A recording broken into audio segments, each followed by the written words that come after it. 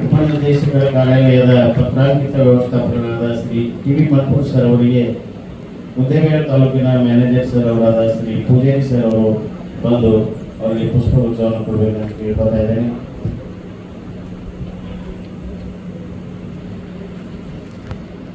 ಸಿಂದಗಿ ತಾಲೂಕಿನ ಸಹಾಯಕ ನಿರ್ದೇಶಕರಾದ ಶ್ರೀಮತಿ ಪುಷ್ಪಣ್ ಮೇಡಮ್ ಅವರನ್ನು ಕೂಡ ಅತ್ಯಂತ ಆತ್ಮೀಯವಾಗಿ ಸ್ವಾಗತ ಕೋರ್ತಾ ಅವರಿಗೆ ಪಾರ್ವತಿ ಆಲ್ಮೇಲ್ ಮೇಡಮ್ ಅವರು ಬಂದು ಅವರಿಗೆ ಪುಷ್ಪಗುಚ್ಛವನ್ನು ಕೊಡಬೇಕಂತ ಕೇಳ್ಕೊತಾ ಇದ್ದೇವೆ. ಇನ್ನೋರ್ವ ಅಧಿಕಾರಿಗಳಾದ ಬಾಗೇವಾಡಿ ತಾಲೂಕಿನ ಸಹಾಯಕ ನಿರ್ದೇಶಕರಾದ ಶ್ರೀ ಭವಾನಿ ಪಾಟೀಲ್ ಮೇಡಮ್ ಅವರಿಗೆ ಶ್ರೀ ಭವಾನಿ ಮೇಡಮ್ ಅವರು ಬಂದು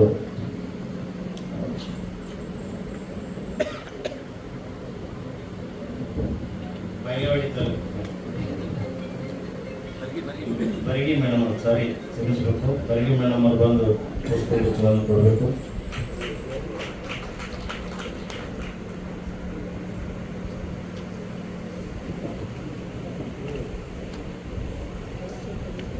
ಮುದ್ದೇಬೇಳೆ ತಾಲೂಕಿನ ಸಹಾಯಕ ನಿರ್ದೇಶಕರಾದ ಅತ್ಯಂತ ಕ್ರಿಯಾಶೀಲ ಅಧಿಕಾರಿಗಳಾದ ಶ್ರೀ ಉಮೇಶ್ ಲಮಾಣಿ ಸರ್ ಅವರಿಗೆ ನಮ್ಮ ಉಪನಿರ್ದೇಶಕರ ಕಾರ್ಯಾಲಯದ ಪ್ರಥಮ ದರ್ಜೆ ಸಹಾಯಕರಾದ ಶ್ರೀ ಕಾಮೋನ್ ಸರ್ ಅವರು ಅವರಿಗೆ ಪುಷ್ಪಗುಚ್ಛವನ್ನು ಕೊಡಬೇಕಂತ ಕೇಳ್ಕೊತಾ ಇದ್ದೇನೆ.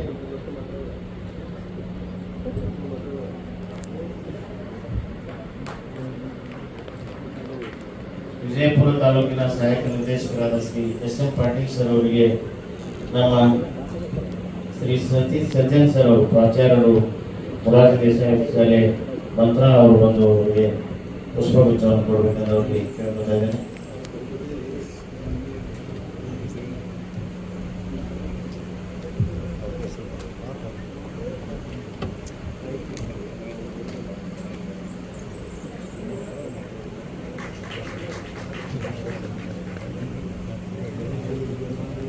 ಇನ್ನೋರ್ವ ಅತಿಥಿಗಳಾದ ಶ್ರೀ ಡಿ.ಎಂ. ಚಲುವಾದಿ ಜಿಲ್ಲಾ ಸಮನ್ವಯಾಧಿಕಾರಿಗಳು ವಿಜಯಪುರ ಅವರಿಗೆ ಶ್ರೀ ಅರವಿಂದ್ ಲಪು ಸರ್ ಅವರು ಬಂದು ಅವರಿಗೆ ಪುಷ್ಪಗುಚ್ಛವನ್ನು ಕೊಡಬೇಕು ಎಂದು ಕೇಳ್ಕೊತಾರೆ.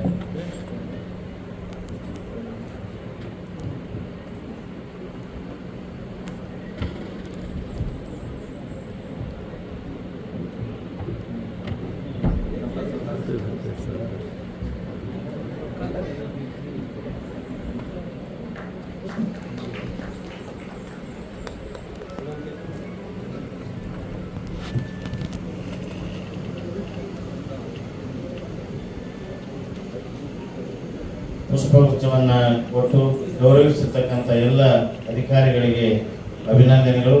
ಈಗ ಈ ಒಂದು ಕಾರ್ಯಾಗಾರದ ಕುರಿತು ಪ್ರಾಸ್ತಾವಿಕವಾದ ನುಡಿಗಳನ್ನು ಶ್ರೀ ಮಾನ್ಯ ಉಪನಿರ್ದೇಶಕರಾಗಿರ್ತಕ್ಕಂಥ ಶ್ರೀ ಪುಂಡ್ಲಿಕ್ ಮಾನವರ್ ಸರ್ ಅವರು ನಡೆಸಿಕೊಡ್ಬೇಕಂತ ಅವರಿಗೆ ಕೇಳ್ಕೊತಾ ಇದ್ದಾರೆ.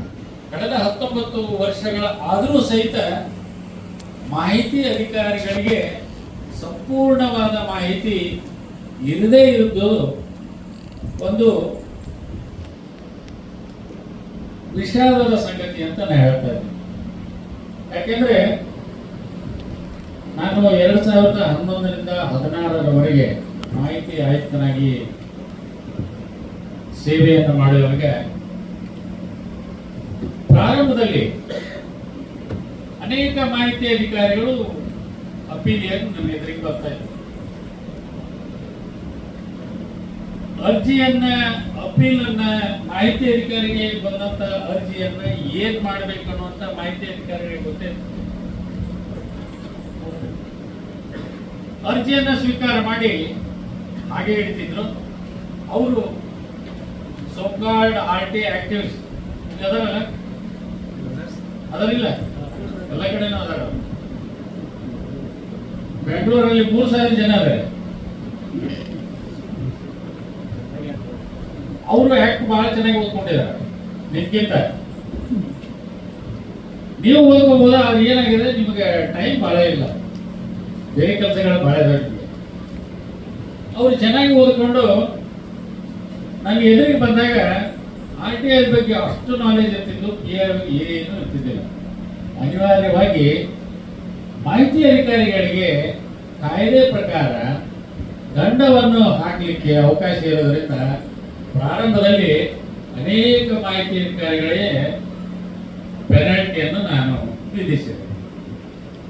ನಂತರ ನನಗೇನು ಅನಿಸ್ತದೆ ಅಂದ್ರೆ, ಈ ಮಾಹಿತಿ ಅಧಿಕಾರಿಗಳಿಗೆ ಯಾವುದೇ ಕಾನೂನು ಬಗ್ಗೆ ಪೂರ್ಣ ಮಾಹಿತಿ ಇಲ್ಲದೆ ಅವರಿಗೆ ದಂಡವನ್ನು ವಿಧಿಸುವುದು, ಡಿಪಾರ್ಟ್ಮೆಂಟ್ ಎನ್ಕ್ವೈರಿಯನ್ನ ರೆಕಮೆಂಡ್ ಮಾಡೋದು ತಪ್ಪು ಅಂತ ನನಗನಿಸಿ ನಾ ಏನ್ ಮಾಡಿದೆ ಅವಾಗಂದ್ರೆ, ನಾನೊಂದು ನಿರ್ಧಾರ ಮಾಡಿದೆ. ನಾನು ಮೂಲತಃ ಗದಗಿನವರು. ನಾನೇನು ವಿಚಾರ ಮಾಡಿದೆ ಅಂದ್ರೆ, ಹಾಗಾದ್ರೆ ಕರ್ನಾಟಕದ ಇಲ್ಲಿರುವಂತಹ ಎಲ್ಲ ಮಾಹಿತಿ ಅಧಿಕಾರಿಗಳಿಗೆ ಮಾಹಿತಿ ಹಕ್ಕಿನ ಬಗ್ಗೆ ಜ್ಞಾನವನ್ನು ಕೊಡುವಂತಹದ್ದು ಮೊದಲು ಮಾಹಿತಿ ಆಯೋಗದಿಂದ ಆಗಬೇಕನ್ನುವಂತ ಮೊದಲೇ ನಿರ್ಧಾರ ಮಾಡಿದೆ. ಆ ವೇಳೆಯಲ್ಲಿ ಸುಮಾರು ವಿಜಯಪುರಕ್ಕೆ ನಾನು 5 ರಿಂದ 6 ಸಲ ಬಂದಿರಬಹುದು. ಯಾರು ನನ್ನ ಟ್ರೈನಿಂಗ್ ಅಟೆಂಡ್ ಆಗಿದ್ರೆ ಇಲ್ಲ, ಯು ಆರ್ ಆಲ್ ಪ್ರೆಷಸ್. 2011 ರಿಂದ 16ರವರೆಗೆ ಇಡೀ 30 ಜಿಲ್ಲೆಗಳು, ಈಗ 31 ಆಗಿದೆ, 30 ಜಿಲ್ಲೆಗಳಿಗೆ 2 ರಿಂದ 3 ಸಲ ನಾನು ವಿಸಿಟ್ ಮಾಡೋದ್ರ ಜೊತೆಗೆ ನಾನು ಕೋರ್ಟ್ ಕೇಸುಗಳನ್ನು ಇಲ್ಲೇ ಹಾಕುತ್ತೆ DC ಆಫೀಸ್ನಲ್ಲಿ ಹಿಯರಿಂಗ್ ಮಾಡ್ತಿದ್ದೆ. ಅದರ ಜೊತೆಗೆ ಮಾಹಿತಿ ಅಧಿಕಾರಿಗಳಿಗೆ ಟ್ರೈನಿಂಗ್ ಕೊಡ್ತಿದ್ದೆ. 2 ತಾಸಿನ ಟ್ರೈನಿಂಗು, ಅರ್ಧ ತಾಸಿನ ಡಿಸ್ಕಷನ್. ನಂತರ ಕೆಲವು ಜಿಲ್ಲೆಗಳು ಹೋದ ನಂತರ ಮಾಹಿತಿ ಅಧಿಕಾರಿಗಳು ಒಬ್ಬರು ಬಂದು ಹೇಳಿದರು ನನಗೆ, ಸರ್ ನೀವು ಇಷ್ಟು ಚೆನ್ನಾಗಿ ಟ್ರೈನಿಂಗ್ ಕೊಡ್ತೀರಿ, ನಮ್ಗೆ ಇದರ ಬಗ್ಗೆ ಏನೇನು ಜ್ಞಾನ ಇದ್ದಿಲ್ಲ, ನೀವು ಹೇಳಿ ಹೋಗ್ಬಿಡ್ತೀರ, ನಮ್ಮ ತಲೆಯಲ್ಲಿ ಉಳಿದಿಲ್ಲ, ಅದಕ್ಕೆ ನೀವು ಒಂದು ಬುಕ್ ಬರಿಬಾರ್ದು ಯಾಕೆ ಅಂತ ಅನ್ನುವಂಥ ಪ್ರಶ್ನೆ ಕೇಳಿದ್ರು. ಅದು ನನಗೆ ಸಮಂಜಸ ಅನಿಸ್ತು. ಆ ದೃಷ್ಟಿಯಿಂದ ನಾನೊಂದು ಪುಸ್ತಕವನ್ನು ಹೊರಗೆ ತಂದೆ. ಯಾವಾಗ ಕಮಿಷನರ್ ಇದ್ದಾಗ ಬರೆದಿದ್ದೆ ನಾನು. ಇಲ್ಲಿವರೆಗೆ 25 ಜನ ಕಮಿಷನರ್ ಅದರ ಬುಕ್ RTI ಬುಕ್ ಬರೋದು ನಾನು ಒಬ್ಬನೇ. ಇತ್ತೀಚೆಗೆ ಇದು 3ನೇ ಆವೃತ್ತಿ. ಕರ್ನಾಟಕದ ಮುಖ್ಯ ಲೋಕಾಯುಕ್ತರಂತ BS ಪಾಟೀಲ್ ಸಾಹೇಬರು ಈ ಪುಸ್ತಕವನ್ನ 2023ರಲ್ಲಿ 3ನೇ ಆವೃತ್ತಿಯನ್ನ ರಿಲೀಸ್ ಮಾಡಿದ್ರು. ವಿಶೇಷ ಏನಂದ್ರೆ, ಲೋಕಾಯುಕ್ತ ಆಫೀಸ್ ಸಹಿತ RTI ತಲೆ ಬರ್ತದೆ, ಗೊತ್ತಿಲ್ಲ. ಲೋಕಾಯುಕ್ತ ಸಹಿತ RTI ಅವ್ರು ಯಾರೋ ಹೇಳಿದ್ದಾರೆ, ಮಾಹಿತಿ ಅಧಿಕಾರಿ ಕಮಿಷನರ್ ಟ್ರೈನಿಂಗ್ ಚೆನ್ನಾಗಿ ಕೊಡ್ತಾ ಇದಾರೆ, ಬುಕ್ನು ಬರ್ತಾರೆ, ನಮ್ಮಲ್ಲಿ ಟ್ರೈನಿಂಗ್ ಕೊಡಬೇಕು ಅಂತ ಹೇಳಿದಾಗ ಲೋಕಾಯುಕ್ತ ಸಾಹೇಬರು ನನಗೊಂದು ಲೆಟರ್ ಬರೆದ್ರು. ನಂತರ ಈ ಪುಸ್ತಕವನ್ನ ಬಿಡುಗಡೆ ಮಾಡಕ್ ನೀವು ಬರ್ಬೇಕಂತ ಹೇಳಿದಾಗ ಬಂದಿದ್ದು ಪುಸ್ತಕ. ಈ ಟ್ರೈನಿಂಗ್ ಕೊಟ್ಟ ನಂತರ ಏನು ಪರಿಣಾಮ ಅಂತಂದ್ರೆ, ಮಾಹಿತಿ ಅಧಿಕಾರಿಗಳು ಈ ಪುಸ್ತಕ ಓದಿದ ನಂತರ, ಟ್ರೈನಿಂಗ್ ನಂತರ, ಸರ್ ನಮ್ಮ RTI ಅರ್ಜಿ ಬರುವಂತ ಪರ್ಸೆಂಟೇಜ್ 70 ರಿಂದ 80% ಕಡಿಮೆ ಆಗಿರ್ತದೆ. ಯಾಕೆ ಸರ್? ಅಪ್ಲಿಕೇಶನ್ ಬಂದ ತಕ್ಷಣ RTI ಅಪ್ಲಿಕೇಶನ್ ಬಂದ ಏನ್ ಮಾಡ್ಬೇಕು ಅನ್ನೋದು ಗೊತ್ತಿರ್ತಿದ್ದಿಲ್ಲ. ಹಾಗೆ ಇಟ್ಕೊಳ್ತಿದ್ವಿ. ನಮಗ್ ಬಂದು ಭೇಟಿ ಆಗ್ತಿದ್ರು. ನಾವು ಅವರಿಗೆ ಸಮಾಧಾನ ಮಾಡಲಿಲ್ಲ ಅಂದ್ರೆ ಯಾವುದೇ ಫಾರ್ಮ್ನಲ್ಲಿ ಅಪೀಲ್ ಬರ್ತಿದ್ರು, ನೀವು ನಮಗೆ ದಂಡ ಹಾಕ್ತಿದ್ರಿ. ಈಗ ನೀವು ಬಂದು ನಮಗೆ ಟ್ರೈನಿಂಗ್ ಕೊಟ್ಟಿದ್ದ, ನಾವು ಕಾಯ್ದೆ ಪ್ರಕಾರ ಏನಾದ್ರು ಮಾಡ್ಬಿಡ್ತೀವಿ, ಅವ್ರಿಗೆ ಏನೋ ಅವಕಾಶ ಇಲ್ದಂಗಾಗಿದೆ ಅಂತ ಮಾಹಿತಿ ಅಧಿಕಾರಿಗಳು ಹೇಳಿದ್ರೆ, ಅರ್ಜಿದಾರರು ನನಗೆ ಫೋನ್ ಮಾಡ್ತಿರ್ತಾರೆ, ನೀವು ನಾವು ಬಹಳ ಅನ್ಯಾಯ ಮಾಡಿದ್ರಿ, ನೀವು ಯಾಕೆ ಪುಸ್ತಕ ಬರೋದು ಬಹಳ ಅನ್ಯಾಯ ಮಾಡಿಬಿಟ್ರೆ ನಮಗೆ, ಯಾಕೆ ನಿಮ್ ಪುಸ್ತಕ ಓದಿನಂತ ಬಹಳ ಜನ ಅಧಿಕಾರಿಗಳು ಮಾಹಿತಿಯನ್ನು ಟೈಮಿಗೆ ಕೊಡುವುದರಿಂದ ನಮಗೂ ತೊಂದರೆ ಆಗಿದೆ, ನಿಮ್ಗೇನು ತೊಂದರೆ ಆಗಿದೆ ಅಂತ ಹೇಳಿ ನೀವು ಕೇಳಿದ ಮಾಹಿತಿಯನ್ನು ಕಾಯ್ದಿರಿಸಿದ್ರೆ ಅವ್ರು ಕೊಟ್ಟಿದ್ದಾರೆ. ಅವರ ತೊಂದರೆ ನಿಮ್ಗೆಲ್ಲ ಗೊತ್ತು. ಬೆಂಗಳೂರಲ್ಲಿ ಕಾರ್ಪೊರೇಟ್ ಆಫೀಸ್ ಮಾಡಿದ್ದಾರೆ ಮಾಹಿತಿ ಹಕ್ಕು ಅಧಿಕಾರಿಗಳು, ಅಧಿಕಾರಿಗಳಲ್ಲಿ ಆಕ್ಟಿವಿಸ್ಟ್. ಆಶ್ಚರ್ಯ ಅಂದ್ರೆ, ದೆಹಲಿ ಜೈಲಿನಲ್ಲಿರುವಂತ Delhi chief minister Arvind Kejriwal first RTI applicant, ಗೊತ್ತಿರಲಿ, ಫಸ್ಟ್ RTI ಅಪ್ಲಿಕೆಂಟ್ 2005. ಇನ್ನೊಂದು ವಿಶೇಷ ಏನಂದ್ರೆ, or filing a number of RTA applications. 50, 100, 200, 300 ಹಾಕಿದಕ್ಕೆ Arvind Kejriwal ಮೇಲೆ ಹೈಕೋರ್ಟ್ ಆಫ್ ಗುಜರಾತ್ ಪೆನಾಲ್ಟಿ ಹಾಕಿದೆ. ಗೊತ್ತಿಲ್ಲ ಪೆನಾಲ್ಟಿ ಹಾಕಿದೆ. ನಾವು is chief minister of course is in jail now.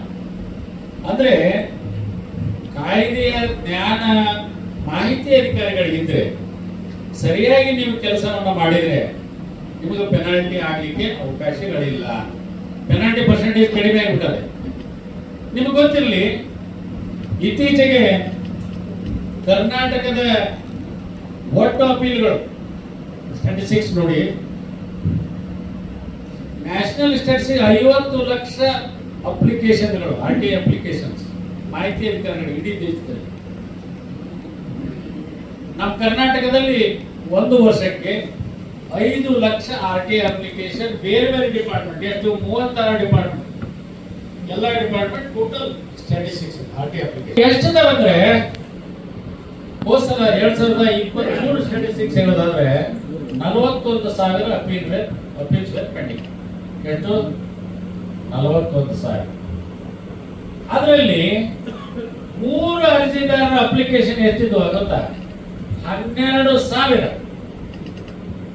41,000ದಲ್ಲಿ 3 ಜನ, ಕೇವಲ 3 ಜನ ಅರ್ಜಿದಾರರ ಒಟ್ಟು ಅಪ್ಲಿಕೇಶನ್ 12,000.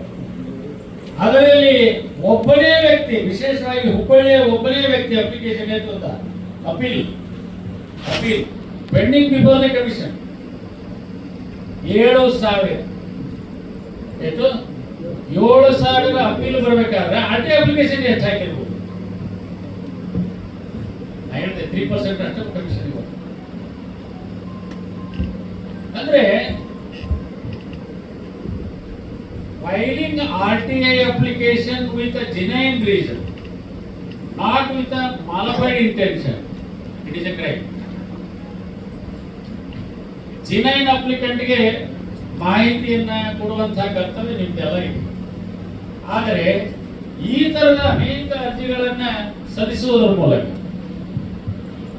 ಒಂದು ಸುಪ್ರೀಂ ಕೋರ್ಟ್ ಡಿಸಿಷನ್ ಇದೆ, ರವೀಂದ್ರನಾಥನ್ ಅಂತ ಒಂದು ಸುಪ್ರೀಂ ಕೋರ್ಟ್ ಡಿಸಿಷನ್ ಇದೆ, CBSE ವರ್ಸಸ್ ಆದಿತ್ಯ ಬಂಡೋಪಾಧ್ಯಾಯ.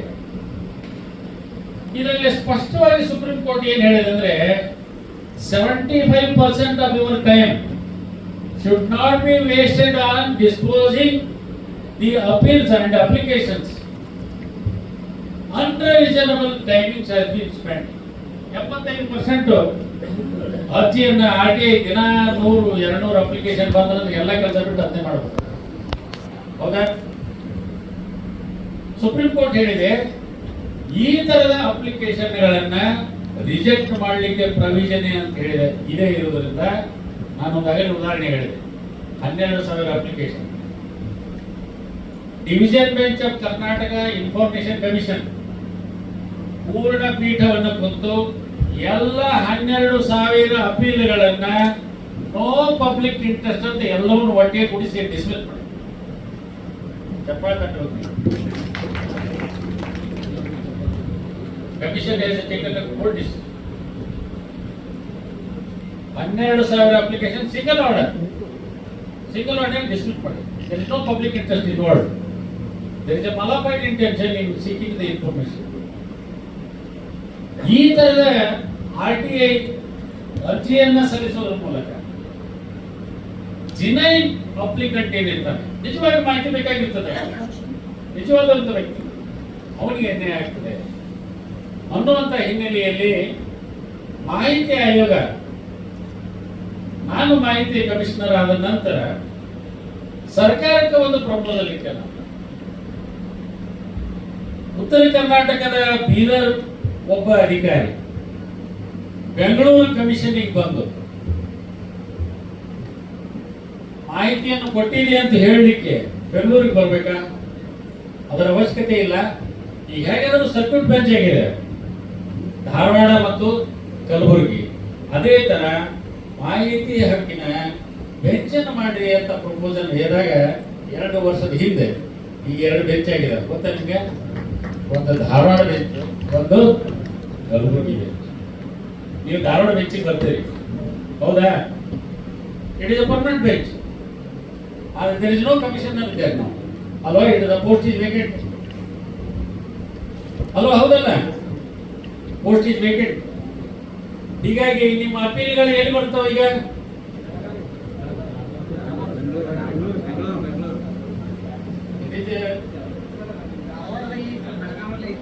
ಈ ಬೆಳಗಾವಿಯಲ್ಲಿ ಈಗ ಯಾರಿದ್ದಾರೆ? there is no commissioner, post is vacant, post is vacant. Harvard bench, that is the regular high court bench, ours is in Belgaum. ಈಗ Kalaburagi bench is working ನಾವು, ಗೊತ್ತಾ ನಿಮಗೆ? Hyderabad Karnataka Kalaburagi bench working. ಈಗೆಲ್ಲ ನಿಮ್ಮ ಅಪೀಲ್ಗಳೆಲ್ಲ ಬೆಂಗಳೂರಿಗೆ ಹೋಗ್ತವೆ. ಹೀಗಾಗಿ ನಾನು ಕಮಿಷನರ್ ಇದ್ದಾಗ ಎಲ್ಲ ಜಿಲ್ಲೆಗಳಿಗೆ ನಾನೇ ಸ್ವತಃ ಬಂದು ನಮ್ಮ ಸ್ಟಾಫ್ ಜೊತೆಗೆ ಬಂದು ಟ್ರೈನಿಂಗ್ ಕೊಡೋದ್ರ ಮೂಲಕ ಅಪೀಲ್ಗಳನ್ನ ಇಲ್ಲೇ DC ಆಫೀಸ್ ಕೋರ್ಟ್ನಲ್ಲಿ ಹಿಯರಿಂಗ್ ಮಾಡೋದ್ರ ಮೂಲಕ ಇಲ್ಲೇ ಡಿಸ್ಪೈಸ್ ಮಾಡಾಗುತ್ತೆ. ಹೀಗಾಗಿ ಒಟ್ಟು 5 ವರ್ಷದಲ್ಲಿ 30,000 ಅಪೀಲ್ಗಳನ್ನು ಡಿಸ್ಪೈಸ್ ಮಾಡಿದೆ. ಈ ತರದ ಅನೇಕ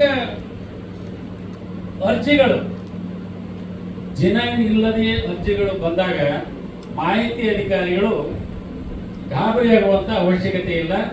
there are only 2 points for RTI. ಏನು?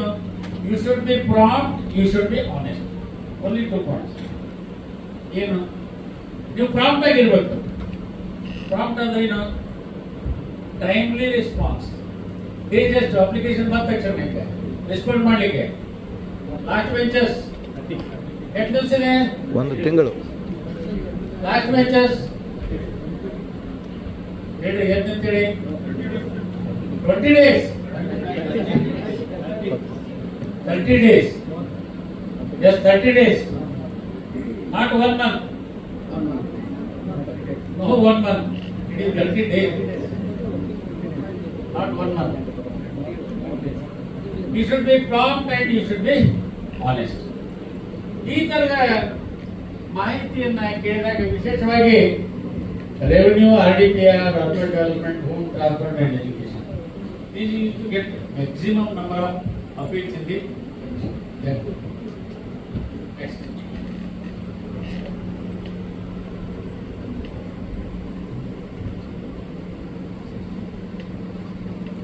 31/10/2019 ನಲ್ಲಿ ನಮ್ಮ ದೇಶದಲ್ಲಿ ಒಂದು ಬದಲಾವಣೆ ಆಯಿತು. ಅಬ್ರೋಗೇಷನ್ ಆಫ್ ಆರ್ಟಿಕಲ್ 370. ಅದಕ್ಕಿಂತ ಮೊದಲು ಜಮ್ಮು ಕಾಶ್ಮೀರನ್ನು ಹೊರತುಪಡಿಸಿ ಈ RTI ಆಕ್ಟ್ ನಮ್ಮ ದೇಶದಲ್ಲಿ ಇತ್ತು. Now it is extended all over India. Yes, next. ಮಾಹಿತಿ ಅಂದ್ರೆ ಏನು? Next please. ನಾನು ನಿಮ್ಮ ಡೆಪ್ಯೂಟಿ ಜೊತೆ ಮಾತಾಡ್ತಾ ನಿಮ್ಮ ಸ್ಟ್ರಕ್ಚರ್ ಏನಂತ ನಾನು ತಿಳ್ಕೊಂಡಿದ್ದೀನಿ. ಯಾಕಂದ್ರೆ RTI ವ್ಯಾಪ್ತಿ ಅಂದ್ರೆ ಬಹಳ ಬರ್ತದೆ. Police department, revenue. I want to more specific about your department. What is information? ಮಾಹಿತಿ ಅಂದ್ರೆ ಏನು? What is information? Means any material in any form, including records, documents, memos, emails, opinions, advices, press releases, circulars, orders, law books, contractors, reporters, papers, samples, models, data, material held in electronic form. ನಿಮ್ಮ ಕಚೇರಿಯಲ್ಲಿರುವಂತಹ ಯಾವುದೇ ಮಾಹಿತಿ, hard copy or soft copy, it is information, nothing but information.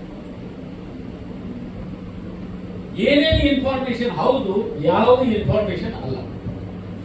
You can dispose of many of the cases on RTI application on the first instance. ಮಾಹಿತಿ ಹೌದು ಅಲ್ಲ. Information should be, soft information should be specific. ನಿಮ್ಮ ಕಚೇರಿ ಪ್ರಾರಂಭ ಆಗಿದಂತ ಇಲ್ಲಿಯವರೆಗೆ ನಿಮ್ಮ ಕಚೇರಿಯಲ್ಲಿ ನಡೆಯುವಂತಹ ಎಲ್ಲ ಆಗು ಹೋಗುಗಳ ಬಗ್ಗೆ ಮಾಹಿತಿಯನ್ನು ನನಗೆ ಕೊಡಿ ಅಂತ ಒಬ್ಬ application hockey. Specific, non specific. You should ask him to seek only specific information, quoting a specific date or a number, file number, or something like that. Short information should be specific. This is one example. These are all High Court decisions and CIC judgments. Yes, next. ಅರ್ಜಿದಾರರು ನಾನು ನಿಮ್ಮ ಆಫೀಸಿಗೆ ಬಂದಿದ್ದೆ ಅವತ್ತೆ ನಿಮ್ಮ ಜೊತೆ ಮಾತಾಡಿದ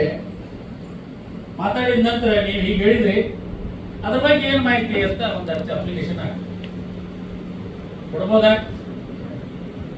He cannot claim information on narrating some incidences.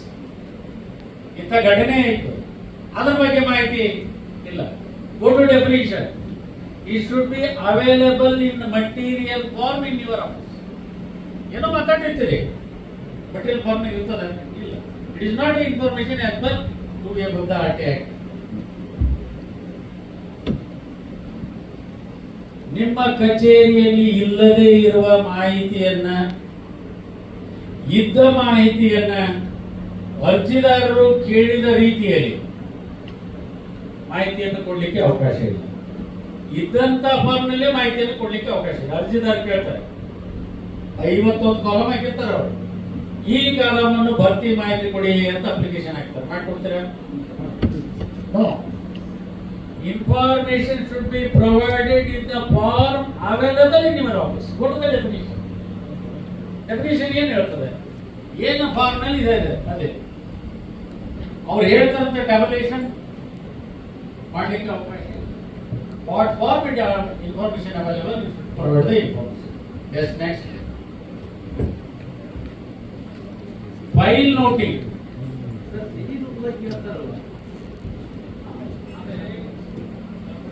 Red out ಮಾಡ್ಕೊಳ್ಳಿ ನೀವು ಕೊನೆಗೆ last. File noting. File noting is disclosable or not? ನಿಮ್ಮ ಕಚೇರಿ ಒಂದು ಫೈಲ್ ನೋಟಿಂಗ್ ಇರ್ತದೆ, ಹೌದಾ? ಆ ಮಾಹಿತಿ ಕೊಡಬಹುದು, ಕೊಡ್ಲಿಕ್ಕಿಲ್ಲ? ಕೊಡಬಹುದು. It is information available in material form in your office. ಆದ್ರೆ ಆ ಫೈಲ್ ಕಂಪ್ಲೀಟ್ ಆಗದೆ ಕೊಡ್ಲಿಕ್ಕೆ ಅವಕಾಶ ಇಲ್ಲ. There is one recent decision from Supreme Court, wherein unless the process is complete, you cannot provide the information. Number 2, some of the information which is not disclosable in your file. Suppose ಅಧಿಕಾರಿ signature ಮಾಡಿರ್ತಾರೆ, ಕೊಡಬಹುದಾ? ಕೊಡಲಿಕ್ಕಿಲ್ಲ? ಕೊಡಬೇಕು, ಕೊಡಬಾರದು? There is no provision. Section 10 of the RT Act says, Severability Act, personal information, Section 8 and Section 9 and Section 11, third party information, whichever, if it is available in the file, you should cover it and xerox it and give it. ಅಧಿಕಾರಿಯ ಹೆಸರು, ಸಿಗ್ನೇಚರ್ನು ಕೊಡ್ಲಿಕ್ಕೆ ಅವಕಾಶ ಇಲ್ಲ. You are not supposed to disclose the name of the officer who has taken the decision. ಸೈ ಮಾಡಿರ್ತಾರಲ್ಲ, ಕೊಡ್ಲಿಕ್ಕೆ ಅವಕಾಶ ಇಲ್ಲ. ಏನು ವಿಷಯನೂ ಕೊಡಬಹುದು. That is called file noting. Yes, next.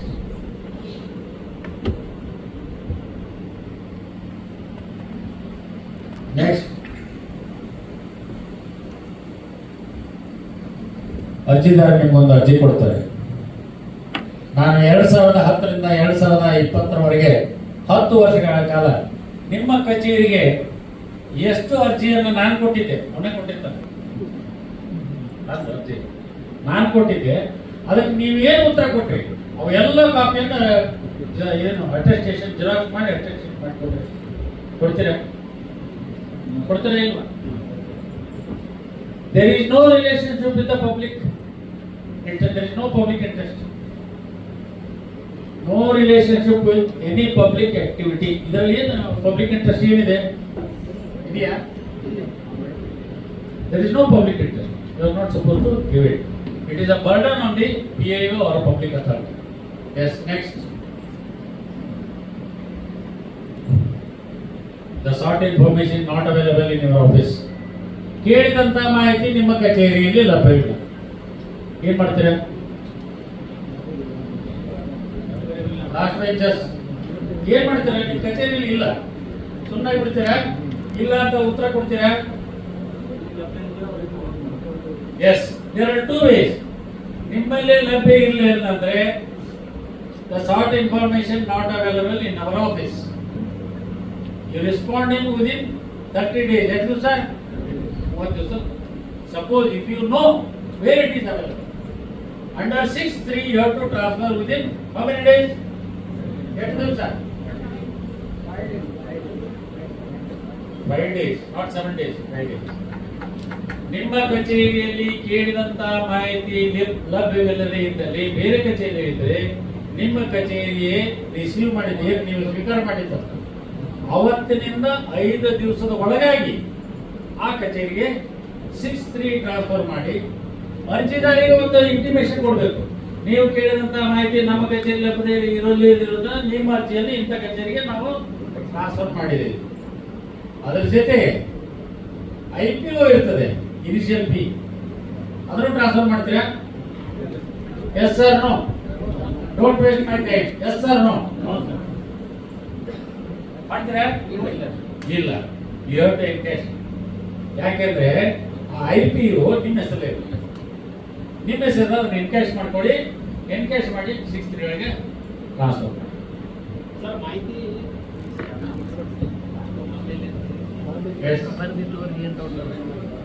future course of action is not available and not information as per to from the attack. ನಾಳೆ ನಡೆಯುವಂತದ್ದು ಕೇಳ್ತಾರೆ, ನಾಳೆ ನಡೆಯಲಿದೆ ಈ ಮಾಹಿತಿಯನ್ನು ಇವತ್ತು ಕೇಳ್ತಾ ಇದ್ದಾನೆ, ಕೊಡ್ತೀರಾ? Go to the definition. It should be available in material form. It is not available. It is not information as per to from the RTA Act. These are all High Court and Supreme Court judgments. Yes, next. Suppose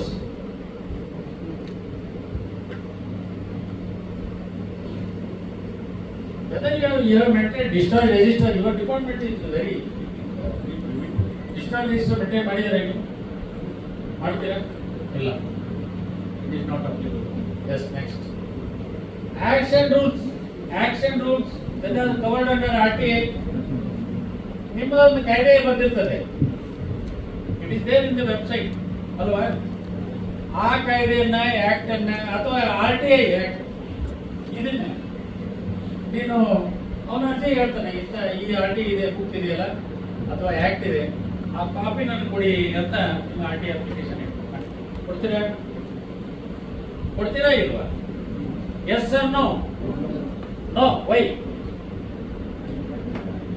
It is available in open market.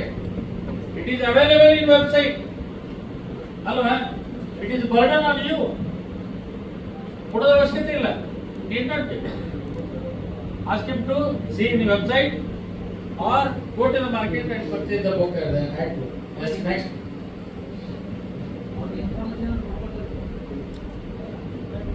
Yes, you have to intimate him within 30 days. Yes. Within 30 days you have to intimate. Whatever information RTA application you receive, you have to respond within 30 days. You have to intimate to the applicant, and you have to keep the record with you. Commission ಬಂದು ಹೇಳ್ತಾರೆ, sir ನಾನು 6 ತಿಂಗಳಿಂದ application ಕೊಟ್ಟಿದ್ದೆ, ಇಲ್ಲಿವರೆಗೂ ನನಗೆ ಏನು ಉತ್ತರ ಕೊಟ್ಟಿಲ್ಲ, ಒಂದು ದಿವಸಕ್ಕೆ 250ರಿಂದ 25,000 ರೂಪಾಯಿ ದಂಡ ಹಾಕ್ರಿ ಅಂತ ಕೇಳ್ತಾರೆ ಅಲ್ವಾ? ನಿಮ್ಮ ಹತ್ರ ಏನು ಪ್ರೂಫ್ ಇರ್ತದೆ? You have to maintain RTA register. ನಾನು ಬುಕ್ ನಲ್ಲಿ ಬರೆದಿದ್ದೀನಿ, RTA ರಿಜಿಸ್ಟರ್, ಸೀರಿಯಲ್ ನಂಬರ್, ಯಾರಿಂದ ಅರ್ಜಿ ಬಂತು, ಎಂದು ಬಂತು, ಡೇಟ್. ಆ ಅರ್ಜಿ ಏನ್ ಮಾಡಿದ್ರಿ? 6(3) ವರ್ಗಾವಣೆ ಮಾಡಿದ್ರ? ಫರ್ದರ್ ಬಿ ಕಟ್ಲಿಕ್ಕೆ ಹೇಳಿದ್ರ? ಅವ್ನು ದುಡ್ಡು ಯಾವಾಗ ಕಟ್ಟಿದ? ನೀವು ಆಫೀಸ್ನಿಂದ ಯಾವಾಗ ಡಿಸ್ಪ್ಯಾಚ್ ಮಾಡಿದ್ರಿ? ಇದು you have to send it all intimation through register post only for your safety. ಅರ್ಜಿದಾರ ಹೇಳ್ತಾರೆ, ನಾನು ಏನು ಬರಲಿಲ್ಲ, you have to shoot before the commission, sir register post ನಾನು ಕಳಿಸಿದ್ದೀನಿ, ಈ ಮಾಹಿತಿಯನ್ನು ಕಾಪಿ ಇರ್ತದೆ ನಿಮಗೆ ಕಳಿಸಿದ್ರೆ it will be accepted by the commission. Otherwise you are liable for the penalty. For your safety you have to maintain RTA register. Information available in website. You did not provide. ಅರ್ಜಿದಾರರು ಒಂದು ದೂರು ಕೊಡ್ತಾರೆ. ನಿಮ್ಮ ಕಚೇರಿಯಲ್ಲಿ ಕೆಲಸ ಮಾಡುವಂತ ಇಂಥ ನೌಕರ ಮೇಲೆ ಒಂದು ದೂರು ಕೊಟ್ಟು ಆ ದೂರಿನ ಮೇಲೆ ಏನು ಕ್ರಮ ಕೈಗೊಂಡಿದೆ ಅಂತ ಒಂದು RTI ಅಪ್ಲಿಕೇಶನ್ ಹಾಕ್ತಾರೆ. ಏನ್ ಮಾಡ್ತಾರೆ ನೆಕ್ಸ್ಟ್? ಕ್ರಮ ಕೈಗೊಳ್ತೀರಾ? ಕೈಗೊಳ್ಳು ಅಂತ ಹೇಳ್ತೀರಾ? ಏನ್ ಹೇಳ್ತೀರಾ? It doesn't come under purview of the RTI. ಕಾಯ್ದೆ ಮೂಲಕ ಅವ್ರ ಮೇಲೆ ಏನು ಕ್ರಮ ಕೈಗೊಳ್ಳೋದು ಆ ಕಾಯ್ದೆ ಮೂಲಕ RTI ಅರ್ಜಿ ಹಾಕಿದಂತ ಮಾತ್ರಕ್ಕೆ ಕ್ರಮ ಕೈಗೊಳ್ಳಿಕ್ಕೆ ಇನಿಷಿಯೇಷನ್ ಮಾಡ್ಲಿಕ್ಕೆ ಅವಕಾಶ ಇದ್ರೆ, ಎನ್ಕ್ವೈರಿ ಆಗಿದ್ರೆ ಆ ಕಾಪಿ ನೀವು ಕೊಡಬಹುದು. ಆಗಿಲ್ಲ ಅಂದ್ರೆ ಏನೂ ಎನ್ಕ್ವೈರಿ ಆಗಿಲ್ಲ. That is within 30 days. Yes, next. Matrimonial disputes, personal grievances, service matters, they are not covered under RTI. ಯಾವುದೇ ವ್ಯಕ್ತಿ ಇದ್ರ ಬಗ್ಗೆ ಮಾಹಿತಿಯನ್ನು ಕೇಳಿದ್ರೆ they are not covered under RTI. Yes, next.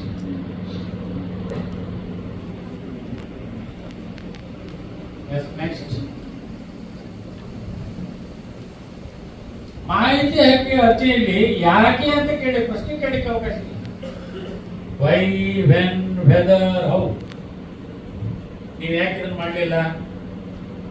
ಈ ತರ ಕ್ರಮ ಕೈಗೊಳ್ಬೇಕಾಗಿತ್ತು, ಯಾಕೆ ಕೈಗೊಳ್ಳಿಲ್ಲ? ಪ್ರಶ್ನೆ ಮಾಡ್ಲಿಕ್ಕೆ ಅವಕಾಶ ಇಲ್ಲ. Question cannot be asked under RTI. Whatever information available, it should be provided. ಮಾಹಿತಿ ಅಧಿಕಾರಿ ಇದರ ಸಲುವಾಗಿ ಬೇರೆ ಅಧಿಕಾರಿ ಯಾರು ಇರೋದಿಲ್ಲ. It is additional charge to one of the employee in your office, isn't it? It is additional charge. Whatever information available, ಏನಿದೆ ನೋಡಿ, ಇದೆಯಾ, ಹಣ ತಗೊಳ್ಳಿ, ಕೊಡಿ. ಇಲ್ಲ ಇಲ್ಲ ಅಂತ ಬೇರೆ ಕಡೆ ಇದೆಯಾ, ಸಿಗ್ತಿರಲಿಲ್ಲ, 5 ದಿವಸ. Your job is very simple. You are not supposed to spend more than half an hour in a day for RTI. As a PA. Yes, yes. Say, the question cannot be asked under RTI. Why? Well, ಯಾವ ಮಾಡೋದ್ರಿ? ಮಾಡ್ತೀರೋ ಇಲ್ಲೋ? ಏನ್ ಮಾಡ್ತೀರಿ? ಯಾಕೆ ಮಾಡಲಿಲ್ಲ? No. Doesn't come under RTI. Yes, next.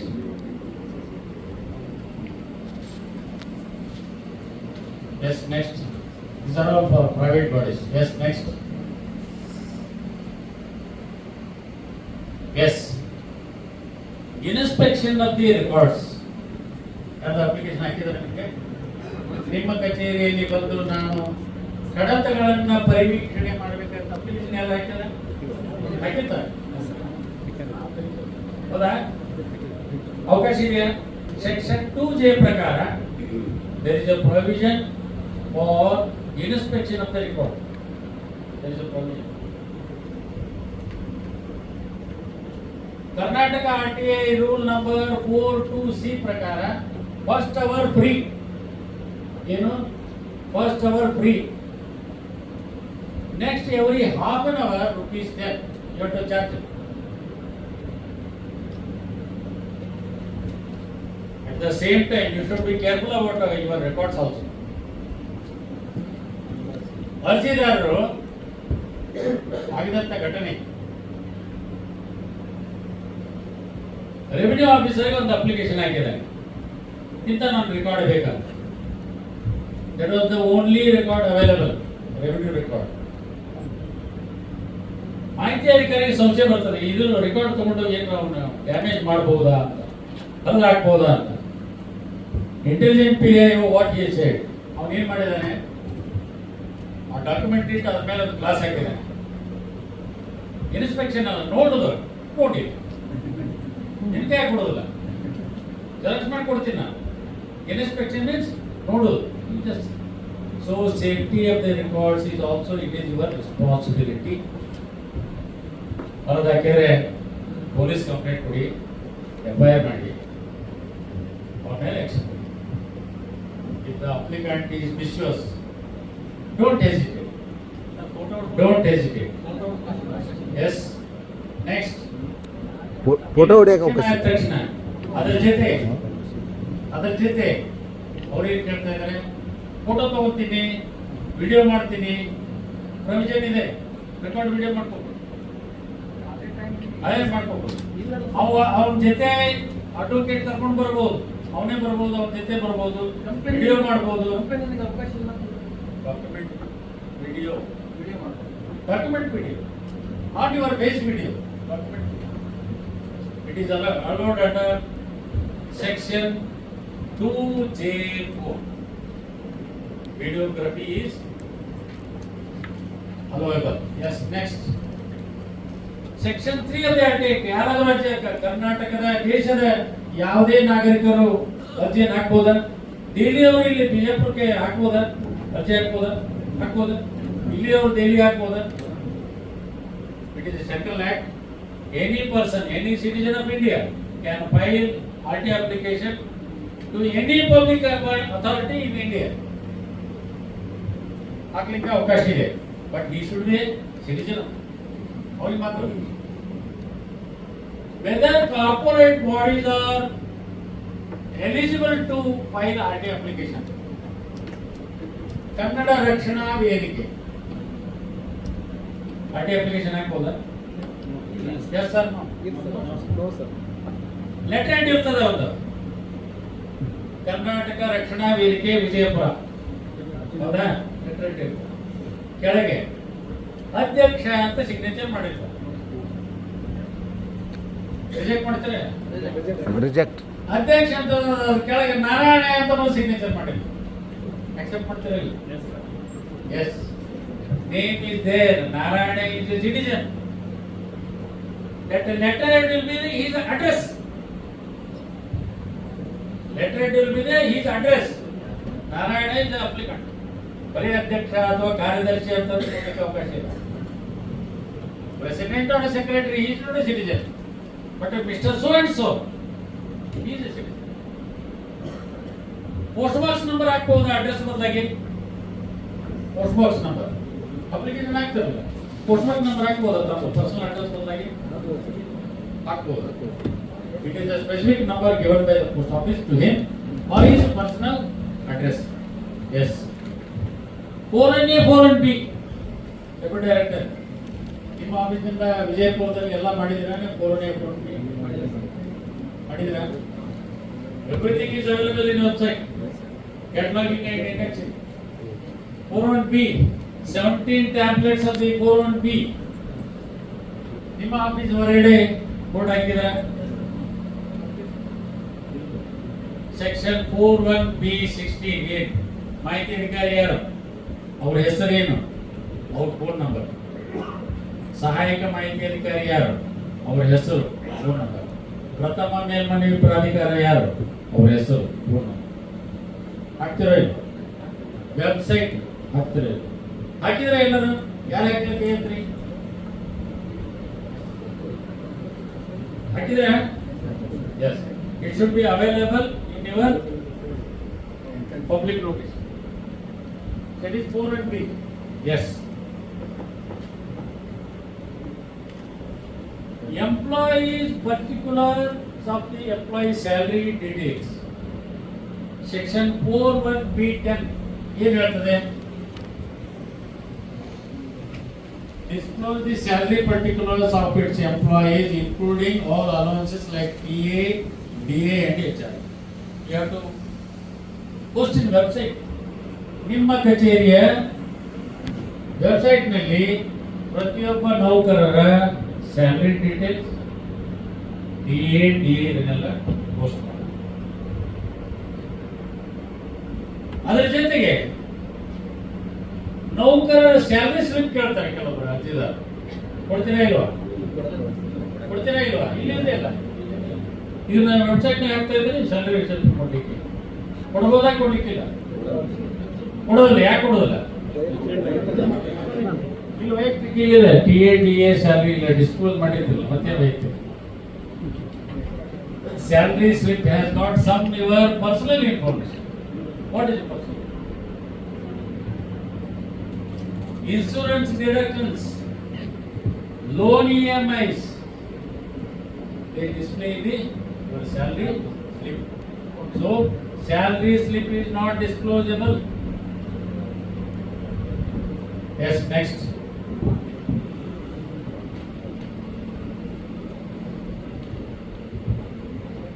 Section 5 very important.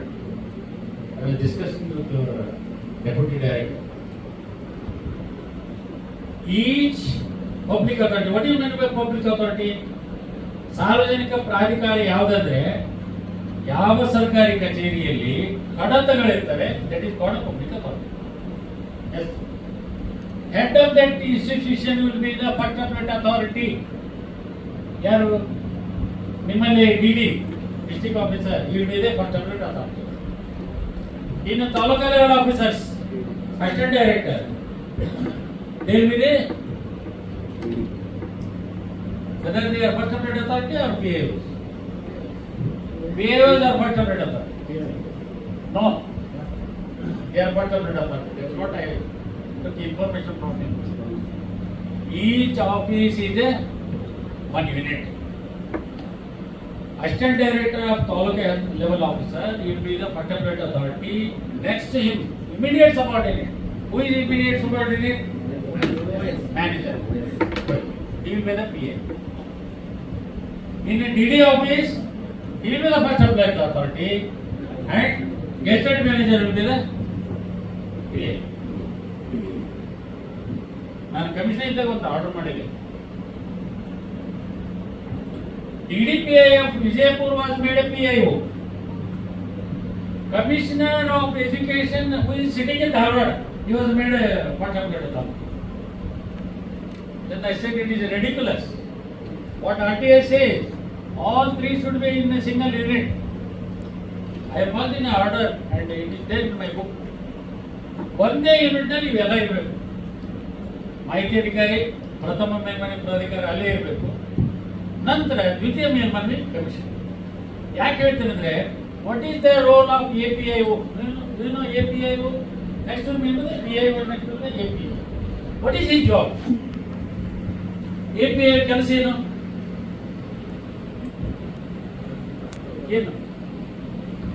Section 5(2).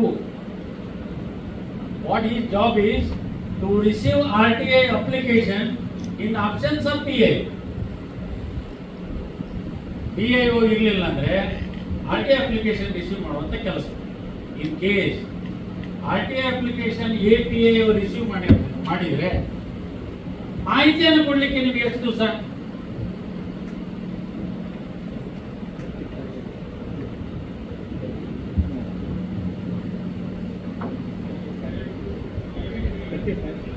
Yes, 35. Endandre? How you have calculated 35? Sir, transfer 5 days. Mobile will be transfer 5 days.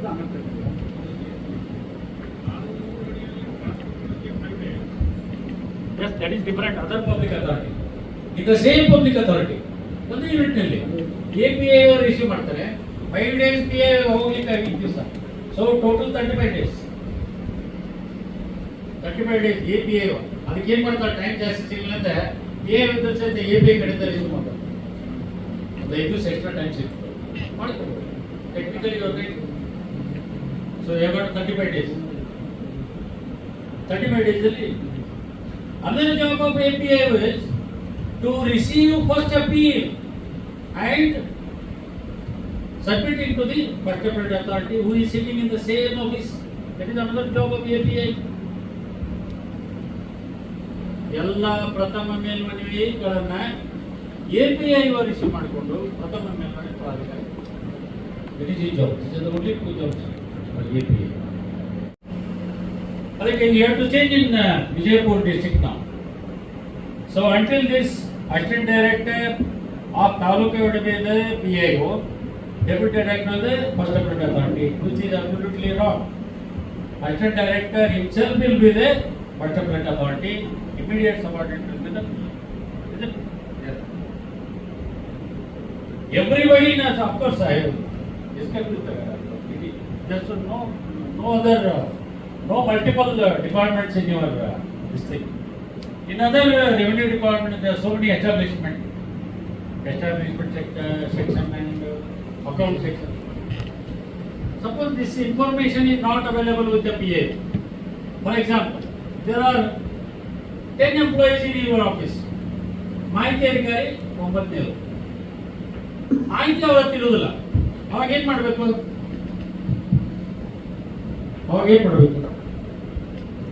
ಯಾರ ಹತ್ರ ಮಾಹಿತಿ ಇದೆಯಲ್ಲ ಅವರಿಗೆ ಅರ್ಜಿಯನ್ನ ಟ್ರಾನ್ಸ್ಫರ್ ಮಾಡಬೇಕು. Section 5(4) same public authority.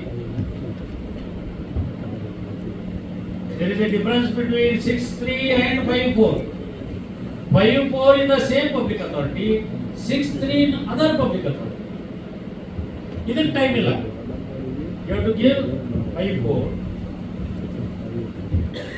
He has to assist the PIO in publishing the information. Suppose ನಿಮ್ಮ ಕಚೇರಿಯಲ್ಲಿ ಯಾರ ಹತ್ರ ಮಾಹಿತಿ ಇದೆ ಅವರಿಗೆ PIOಗೆ ಜಗಳ ಆಗಿದೆ ಅಂತ ತಿಳ್ಕೊಳ್ಳಿ. ಹಾಗಾದ್ರೆ ಈ ಮಾಹಿತಿ ಅಧಿಕಾರಿಗೆ ದಂಡ ಹಾಕ್ಸೋಣ, ಈ ಮಾಹಿತಿ ಅವ್ರಿಗೆ ಕೊಡೋದು ಬೇಡ, ಡಿಲೇ ಮಾಡೋಣ, ಮಾಹಿತಿ ಅಧಿಕಾರಿಗೆ ದಂಡ ಹಾಕ್ತದೆ. ದುರುದ್ದೇಶದಿಂದ ಆ ಮಾಹಿತಿಯನ್ನ ಕೊಡ್ಲಿಲ್ಲ ಅಂದ್ರೆ, ಕಚೇರಿಯಲ್ಲಿರುವಂತಹ ಅದರ್ ಸಿಬ್ಬಂದಿ, ಬೇರೆ ಸಿಬ್ಬಂದಿ ಕೊಡ್ಲಿಲ್ಲ ಅಂದ್ರೆ, he will be considered as a deemed PIO. He will be penalized. ನಿಮ್ಗೆ ಗೊತ್ತಿರಿ.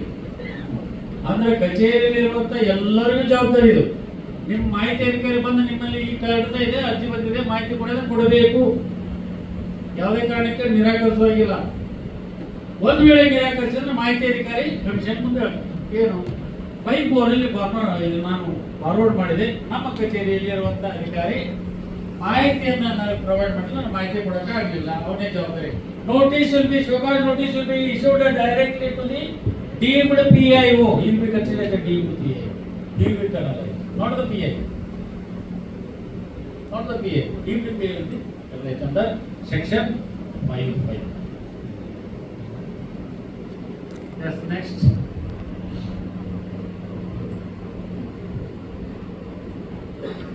RTA application. Once you receive RTA application, you have to scrutiny the RTA application. 5 columns are there. Name of the applicant, postal address of the applicant, maybe post box number. Yes, number 3, sort information. ಏನು ಮಾಹಿತಿ ಬೇಕು ಅದು. Number 4, ಯಾರಿಂದ ಮಾಹಿತಿ ಬೇಕು, ಯಾವ ವರ್ಷಕ್ಕೆ ಸಂಬಂಧಿಸಿದ ಮಾಹಿತಿ. ಅದರ ಜೊತೆಗೆ initial fee of provision in the form of memo, postal order, bank checks or anything.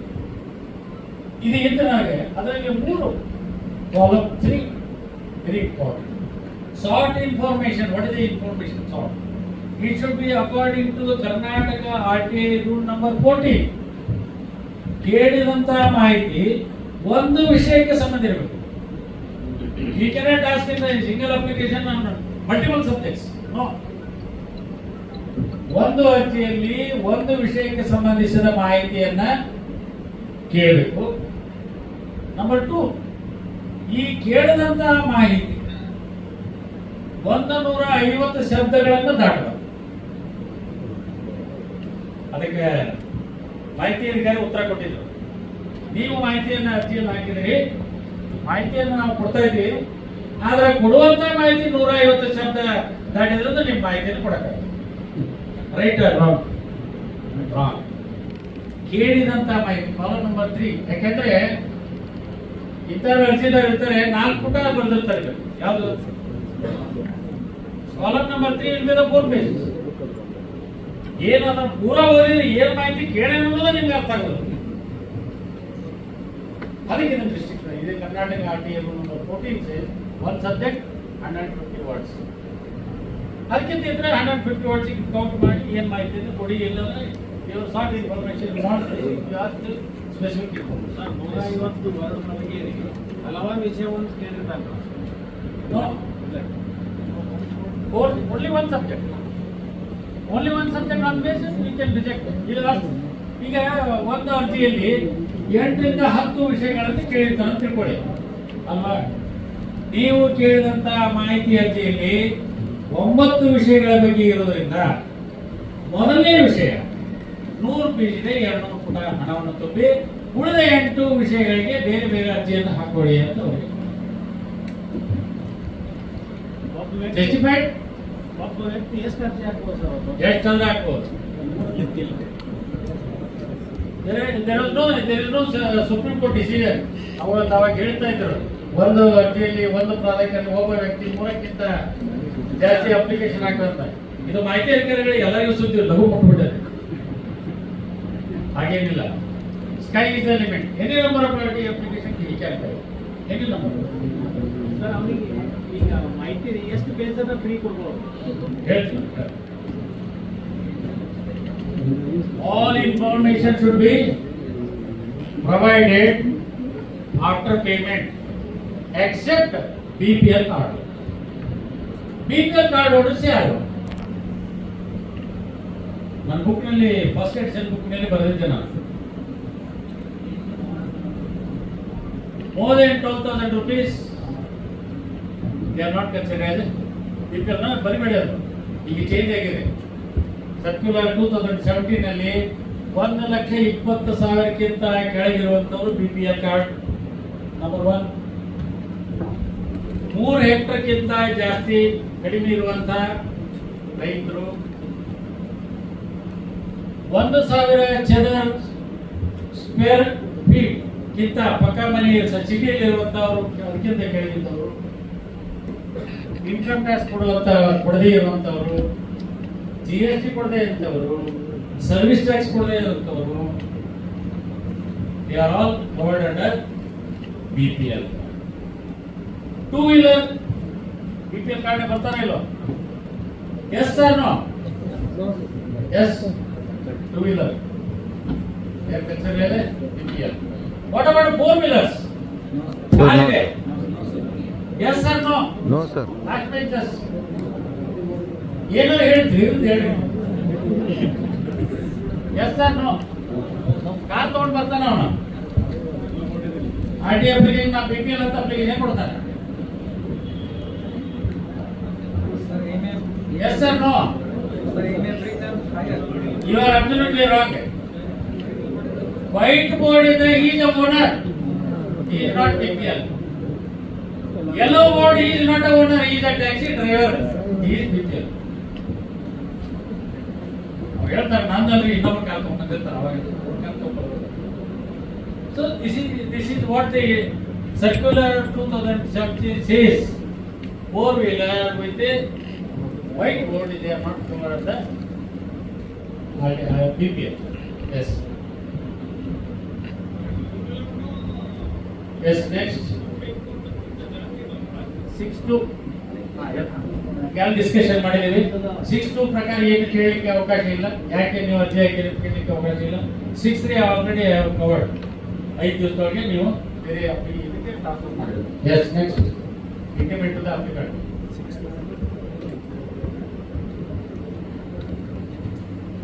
S, next. Yes, next. ಕೇಳಿದಂತಹ ಮಾಹಿತಿ if it is available in multiple public authorities, ಅವಾಗ ಏನ್ ಮಾಡ್ತೀರಾ? ಜೆರಾಕ್ಸ್ ಮಾಡಿ ಎಲ್ಲ ಕಡೆ ಕಳಿಸ್ತೀರಾ? Yes sir, no? District officer ನೀವೇ ಹೇಳಿ. ನಿಮ್ಮೊಂದು RT ಅಪ್ಲಿಕೇಶನ್ ಕೇಳ್ತಾರೆ ಅವರು, ನಿಮ್ಮೊಂದು RT ಅಪ್ಲಿಕೇಶನ್ ಹಾಕ್ತಾರೆ. ನಿಮ್ಮ ಜಿಲ್ಲೆ ವಿಜಯಪುರ ಜಿಲ್ಲೆಯಲ್ಲಿರುವಂತ ಎಲ್ಲ ಕಚೇರಿಗಳನ್ನ ಮಾಹಿತಿಯನ್ನ ಕೊಡಿ ಅಂತ ನಿಮ್ಗೆ ಕೇಳ್ತಾರೆ. ಅದು ಅಲ್ಲೆಲ್ಲ ಇರ್ತದೆ. It is at the assistant director level. It is not with you. You have to transfer to the application under 6-3 within 5 days. You transfer to all the 5 or 1? Yes. Under 6-3 you have to transfer to one public authority. Ask him to apply separately for remaining 4. Is it? Alva? One Supreme Court circular ಇದೆ ನೀವು ಬಿಟ್ಟು. You have to suppose to transfer the application, not the xerox.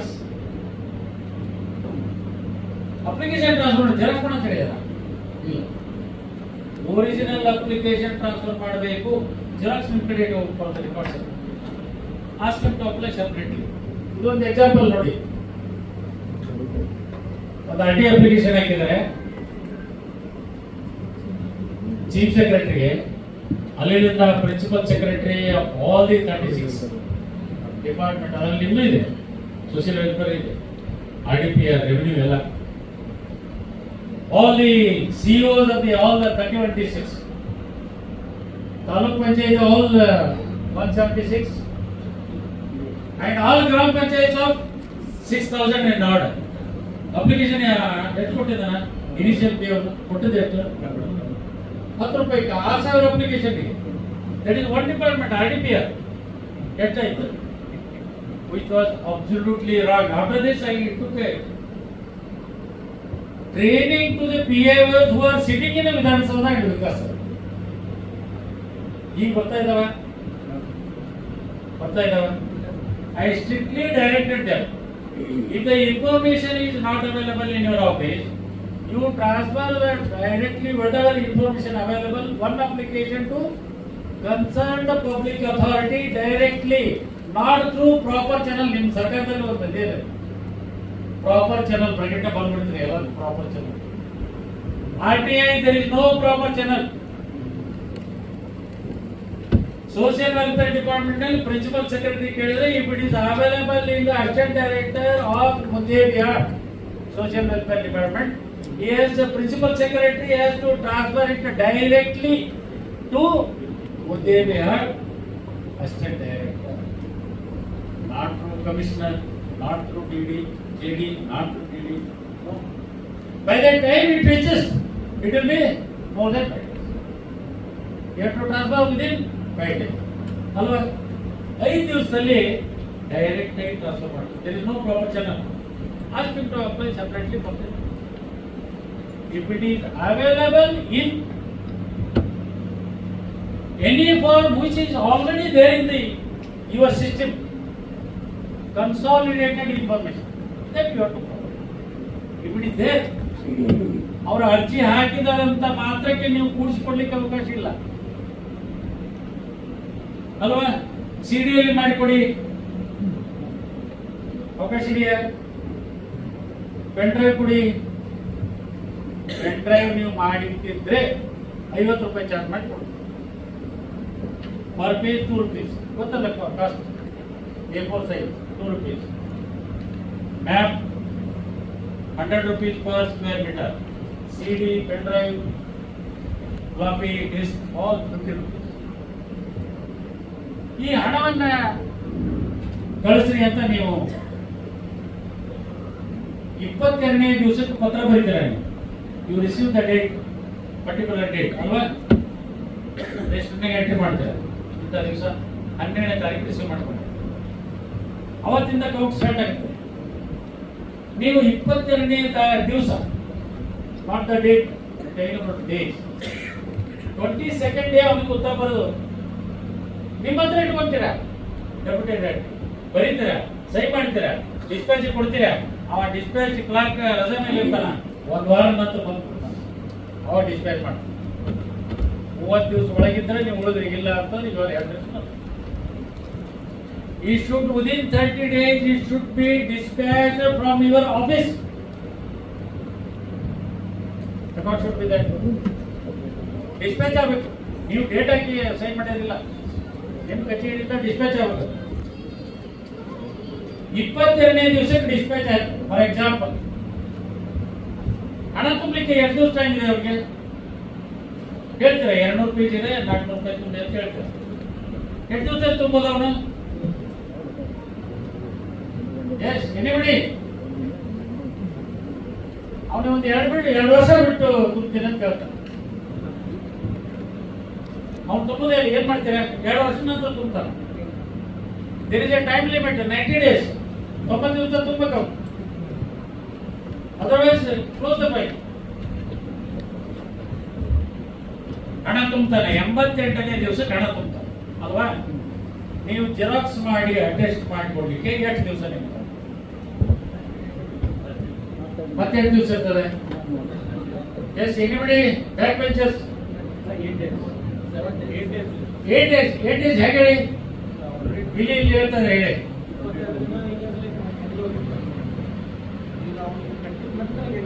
Total 30 days. ನೀವು 22 ದಿವಸ ಮೊದಲ ತಗೊಂಡಿದ್ರಿ, ಹಣ ತುಂಬಿಂದ count start ಆಗ್ತದೆ 23. Remaining 8 days, total 30. ಅದಕ್ಕೆ best is first week. 1ನೇ ದಿವಸ ಅಂದ್ರೆ ನಿಮ್ಗೆ ಜೆರಾಕ್ಸ್ ಮಾಡಿ ಟೈಮ್ ಉಳಿತದೆ. ಫಸ್ಟ್ ವೀಕ್ನಲ್ಲಿ ಹಣ ತುಂಬ ಕೇಳಿ ಅವ ಹಣ ತುಂಬಿದ್ರೆ ಮಾಹಿತಿಯನ್ನು ಕೊಡಿ, ಹಣ ತುಂಬಿಲ್ಲ ಮಾಹಿತಿಯನ್ನು ಕೊಡಲಿ. ಅವರು ಭಾಳ ಜನ ಆಗ್ತಿದ್ದಾರೆ, ಕಮಿಷನ್ ಬರ್ತಾರೆ, ಹಣ ತುಂಬಕ್ಕಾಗೋದಿಲ್ಲ ಆಗಿರುತ್ತೆ. Commission and dispute all these cases. This is one example where 6-3 multiple transfer is not allowed. It is only RTA application should be transferred to one public authority. Yes, next. Next. These are all the examples. Next.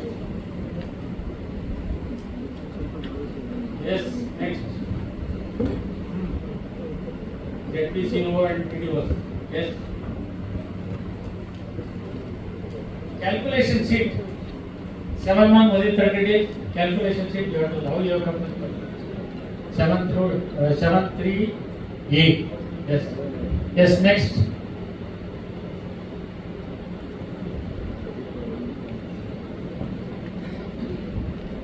Yes. Next. Already I have covered this. Yes. Next. Yes. Exemptions. ಹಣ ತುಂಬ್ತೀವಿ, ಮಾಹಿತಿಯನ್ನು ಕೊಡ್ತೀವಿ. ಯಾವ ಮಾಹಿತಿ ಕೊಡ್ಲಿಕ್ಕೆ ಅವಕಾಶ ಇದೆ ಮಾಹಿತಿಯನ್ನು ಕೊಡ್ತೀವಿ. ಯಾವ ಮಾಹಿತಿ ವಿನಾಯಿತಿ ಇದೆ, section 8 of the RTA act it is very important. ಯಾವ್ದು ಕೊಡ್ಬೋದು, ಯಾವ್ದು ಕೊಡ್ಲಿಕ್ಕಿಲ್ಲ. ಫೈಲ್ ನೋಟಿಗೆ ಹೇಳಿದೆ ಕೊಡ್ಬೋದು. ಯಾವ ಮಾಹಿತಿ ನಿಮ್ಮ ಕಚೇರಿ ಇದ್ರೂ ಸಹಿತ ಕೊಡ್ಲಿಕ್ಕೆ ಅವಕಾಶ ಇಲ್ಲ ಅಂದ್ರೆ it is larger public interest, commercial confidence and trade secret. I think it is not applicable to you. Yes, 8(1)(e) not applicable. Yes, next.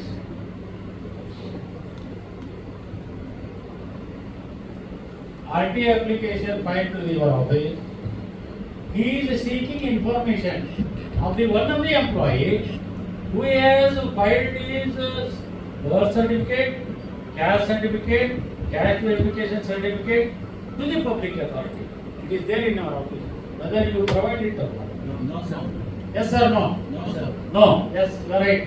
There is High Court. There are so many High Court decisions. Delhi High Court decision, Karnataka High Court decision. There are so many decisions. These are all personal information. You are not supposed to disclose it. Fiduciary relation 8(1)(e) between the employee and the employer. Yes, next.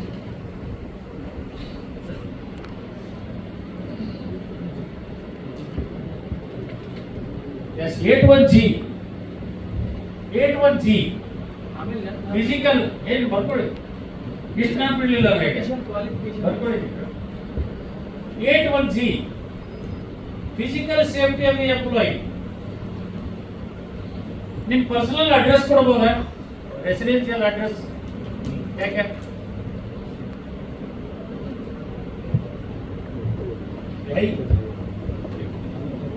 Physical safety of the employee and his family. ಒಂದು supreme court decision ಆಗಿದೆ. ಅದರಲ್ಲಿ ಒಬ್ಬ ವಿದ್ಯಾರ್ಥಿ fail ಆಗಿರ್ತಾನೆ. He wants to know the name of the examiner and his residential address. ಏನ್ ಮಾಡೋದಿದ್ದಾನೆ?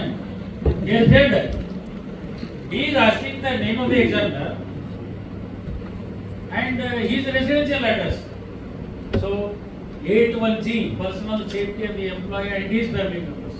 You are not supposed to disclose the information. Suppose you are staying in the government quarters, disclosable or not? Yes or no? No, government quarters is disclosable. Everybody knows. Yes, next. 8(1)(j), very important. These are all. But there is a Supreme Court decision. Girish Ramchandra Deshpande versus PAO of Supreme Court of India. ಒಂದು decision ಆಗಿದೆ. ಮಹಾರಾಷ್ಟ್ರದಲ್ಲಿ ಅಕೋಲಾ ಅನ್ನೋ ಒಬ್ಬ advocate, Girish Ramachandra Deshpande ಅಂತ advocate, ಒಬ್ಬ ಅಧಿಕಾರಿಯ ಮಾಹಿತಿಯನ್ನು ಕೇಳಿರ್ತಾರೆ. ಏನ್ ಮಾಹಿತಿ ಕೇಳಿದ್ರೆ ಇದೊಂದು ಲಿಂಕ್ ಇದೆ. Memo, show cause notice, asset and liability, bank details, gift, IT return, witness report, biodata, special signature, suspension order, enquiry. ಮಾಹಿತಿ ಅಧಿಕಾರಿ ಹೇಳ್ತಾನೆ ಇದು ಪರ್ಸನಲ್ ಇನ್ಫಾರ್ಮೇಶನ್ ಕೊಡಕ್ಕಾಗೋದಿಲ್ಲ. He'll go to the first appeal. Yes, case dismissed. He goes to the commission. Commission says yes, it is a personal information cannot be provided. Commission is not the end. Alva. Next thing. High Court. High Court. Article 226 and 227 High Court or Supreme Court Article 32. On High Court ಕೊಡ್ತಾನೆ ಅರ್ಜಿದ ಈ ಮಾಹಿತಿಯನ್ನು ನಾನು ಕೊಡಿಸ್ರಿ. Single bench says no, it is not disclosable. He go to the double bench, division bench. Division bench of High Court says it is not disclosable. You will go to the Supreme Court. Supreme Court says yes, it is not disclosable. ಅರ್ಜಿದಾರ ಸಾಮಾನ್ಯ ತಿಳ್ಕೊಬೇಡಿ, ಇದನ್ನು ಕೇಳಲಿಕ್ಕೆ supreme ಕೋರ್ಟ್ಗೆ ಹೋಗ್ತಾರೆ. So these are Supreme Court has declared that these are all personal information. The bank details, IT returns, personal information, assets and liabilities. Of course, you will give the assets and liabilities to your department. That is 8(1)(e). It is the relation between employee and employer. It is not disclosable to somebody else. Yes, these are all information cannot be provided. Medical records, service register. Your service register is there. Whether disclosable or not. ಏನಿರ್ತದೆ service register ಏನಿರ್ತದೆ? ನೀವು ಯಾವಾಗ join ಆದ್ರಿ, order number ಏನು, ಎಲ್ಲಿಂದ transfer ಆಯಿತು, your whole chapter will be there in the service register. Whether disclosable or not? No, it is not disclose. There is a judgement of Karnataka high court. It is a personal information can be provided. Yes, ACR, annual confidential report. Now it is called APR. Annual Performance Appraisal Report, APR. Confidential report ಕೊಡಬಹುದಾ? Yes or no? Cannot be provided. Yes. Yes, next. There is a big list of 28. Your passport, PAN card,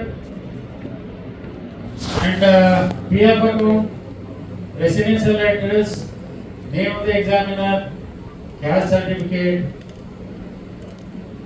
education qualification certificate, experience certificate, transfer certificate, caste verification report, birth certificate, discrimination procedure. These are all non-disclosable information as per 8(1)(j) of the RTI. These are all personal information. You did not give. You just give the respond to the PIO under section so and so. In an article, you have to go to the judgment, Supreme Court judgment, as per Supreme Court judgment so and so. This is a personal information. You have to respond within 30 days. What is the respect new? This is not new. Respect. Yes, next.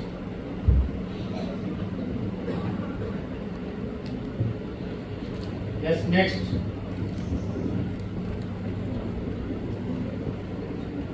Section 9 of the RT Act, of course,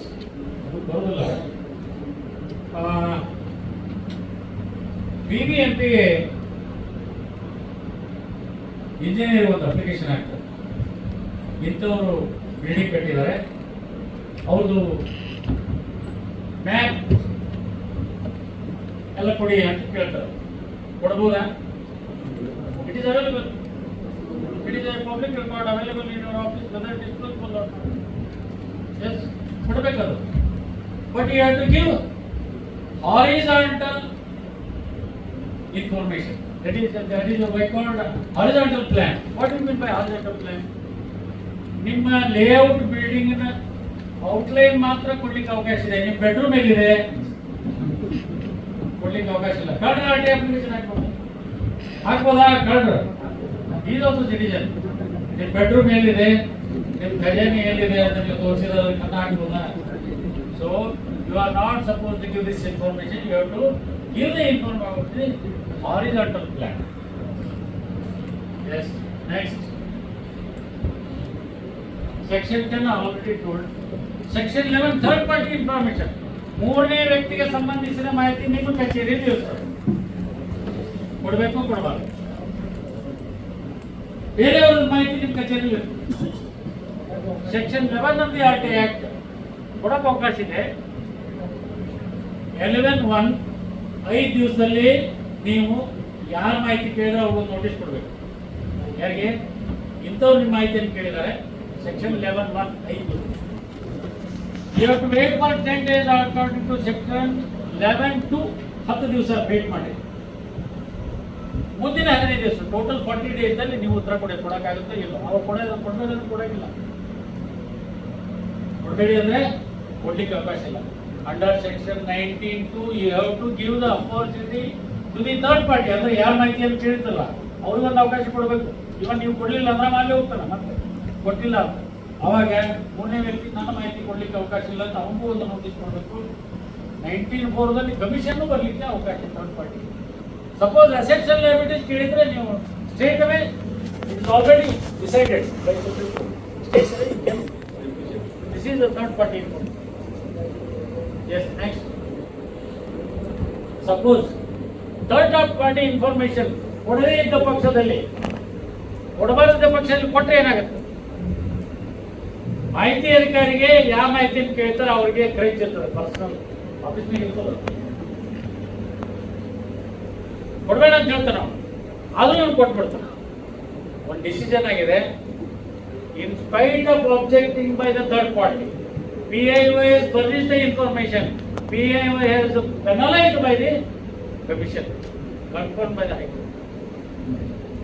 ಕೊಟ್ಟಿಬೇಡಿ ಅಂತ ಹೇಳಿದಾಗ ಕೊಡ್ಲಿಕ್ಕೆ ಅವಕಾಶ ಇಲ್ಲ. We have to give an opportunity to appear before the first appellate authority and also before the commission under section 19(4).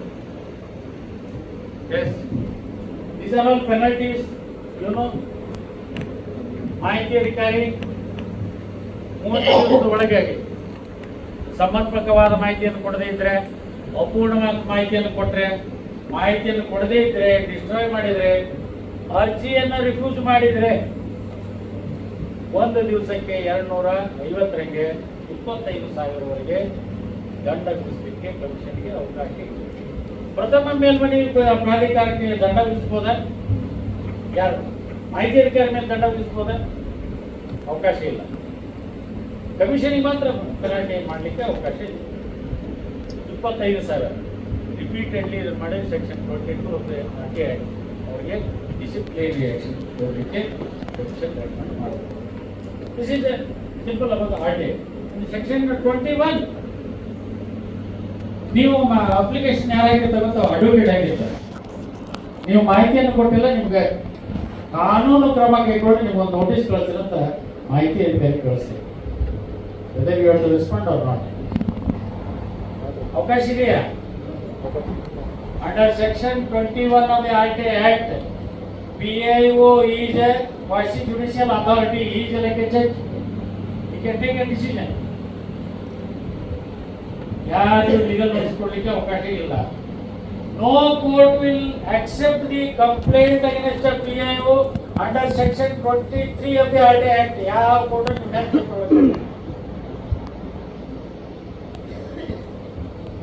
even redressal forum also cannot take a complaint against you. No, they don't have a jurisdiction. RTA is above that. redressal forum ಗೆ ಹೋಗ್ಲಿಕ್ಕೆ ಅವಕಾಶ ಇಲ್ಲ, ಕೋರ್ಟ್ಗೆ ಹೋಗ್ಲಿಕ್ಕೆ ಅವಕಾಶ ಇಲ್ಲ.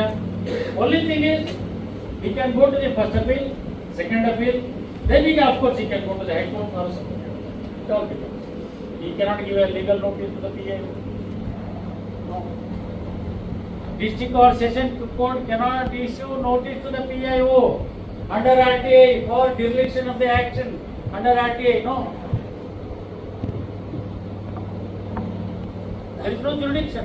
Session court cannot issue notice to PIO. No. This part is entirely different. RTA is entirely different. So RTA is a very simple thing. You should be prompt. You should be honest. ಇದೆಯಾ? ಇದೆ. ಹಣ ತುಂಬಿ ತಗೊಳ್ಳಿ, ಇಲ್ಲ ಅಂದ್ರೆ ಇಲ್ಲ. ಕೊಡಕ್ಕೆ ಬರೋದು ಕೊಡಕ್ಕೆ. ಮೂರನೇ ವ್ಯಕ್ತಿಗಳಿಂದ ಅಪ್ಲಿಕೇಶನ್ ಕೊಡಿ, ಅವ್ರು ಕೊಡಕ್ಕೆ. That is very very simple. All are covered under RTA. The one who are there, all are outside. Who is the employee? One or the other day he will become a PA. ಅಲ್ವಾ? Promotion ಆಗುತ್ತಲ್ಲ. PA ಆಗ್ತೀರಾ, first appellate ಆಗ್ತೀರಾ. RTA act ಎಲ್ಲರಿಗೂ ಗೊತ್ತಿರೋದು. Employees are covered under RTA. Whether their family members are covered under RTA? No, sir. Private persons are covered under RTA? No. They are not. But body is also covered under RTA. ಯಾಕಂತ ಒಂದು ಉದಾಹರಣೆ, ಬೆಂಗಳೂರಿಗೆ ಒಬ್ಬ ತಿರುಪತಿಗೆ ಹೋಗಿದ್ದ. ತಿರುಪತಿಯಲ್ಲಿ ಒಂದು ತೆಲುಗಿನಲ್ಲಿ ಒಂದು ಬೋರ್ಡ್ ಹಾಕಿದ್ರು, ಏನಂತ, ಲಾಡು ವೆಂಕಟೇಶ್ವರ ಪದ್ಮಾವತಿಯನ್ನ ಲಗ್ನ ಆಗುವಾಗ ಕುಬೇರನಿಂದ ಇಷ್ಟು ಸಾಲ ಪಡ್ಕೊಂಡಿದ್ದಾನೆ, ಆ ಸಾಲವನ್ನ ನಾವು ಮರುಪಾವತಿ ಮಾಡಬೇಕಾಗಿದೆ, ಹೀಗಾಗಿ ನೀವು ಯಥೇಚ್ಛವಾಗಿ ದಕ್ಷಿಣೆಯನ್ನ ದಾನವನ್ನು ಕೊಡಿ ಅಂತ ಒಂದು ಬೋರ್ಡ್ ಹಾಕಿದ್ದ. ಬೆಂಗಳೂರಿಂದ ಹೊಳೆ ಬಂದು ನಾವು ನಾಟಿ ಅರ್ಜಿ ಹಾಕಿದ. ಕುಬೇರನಿಂದ ಎಷ್ಟು ಸಾಲ ತಗೊಂಡಿದ್ದ, ಇಲ್ಲಿವರೆಗೆ ಪ್ರಿನ್ಸಿಪಲ್ ಎಷ್ಟು ಪೇಮೆಂಟ್ ಆಗಿದೆ, ಇಂಟ್ರೆಸ್ಟ್ ಎಷ್ಟು ಪೇಮೆಂಟ್ ಆಗಿದೆ, ಇನ್ನು ಬ್ಯಾಲೆನ್ಸ್ ಎಷ್ಟು ಕೊಡು.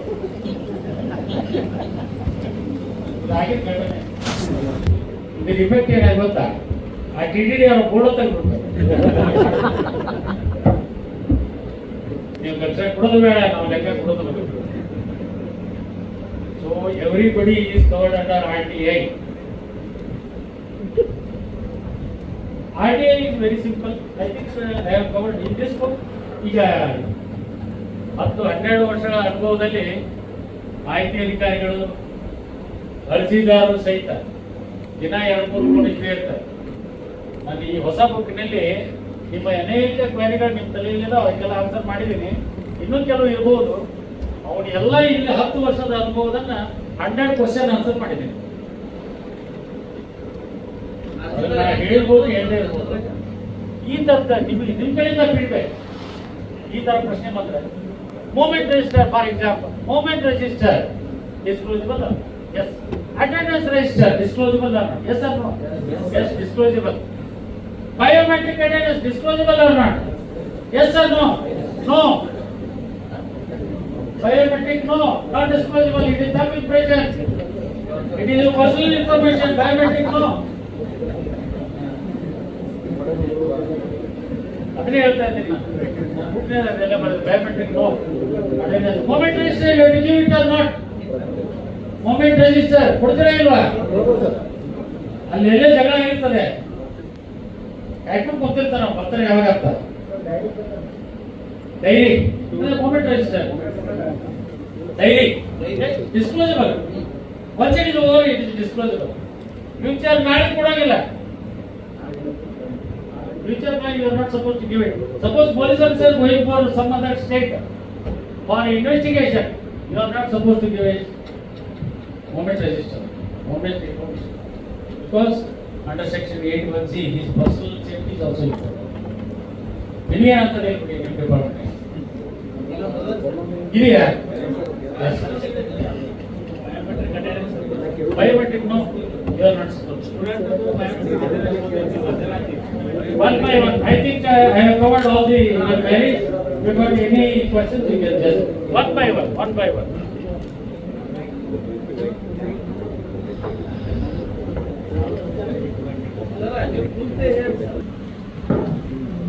ಒಬ್ಬ ಇದ್ದಾರೆ, ಮಾಹಿತಿಯನ್ನು ಎಷ್ಟು ವರ್ಷದ ಮಾಹಿತಿಯನ್ನು ಕೇಳಬಹುದು. If it is voluminous, section 7(9) of the RTI Act says, if it is voluminous, ask him to come for inspection of the records. Section 7(9).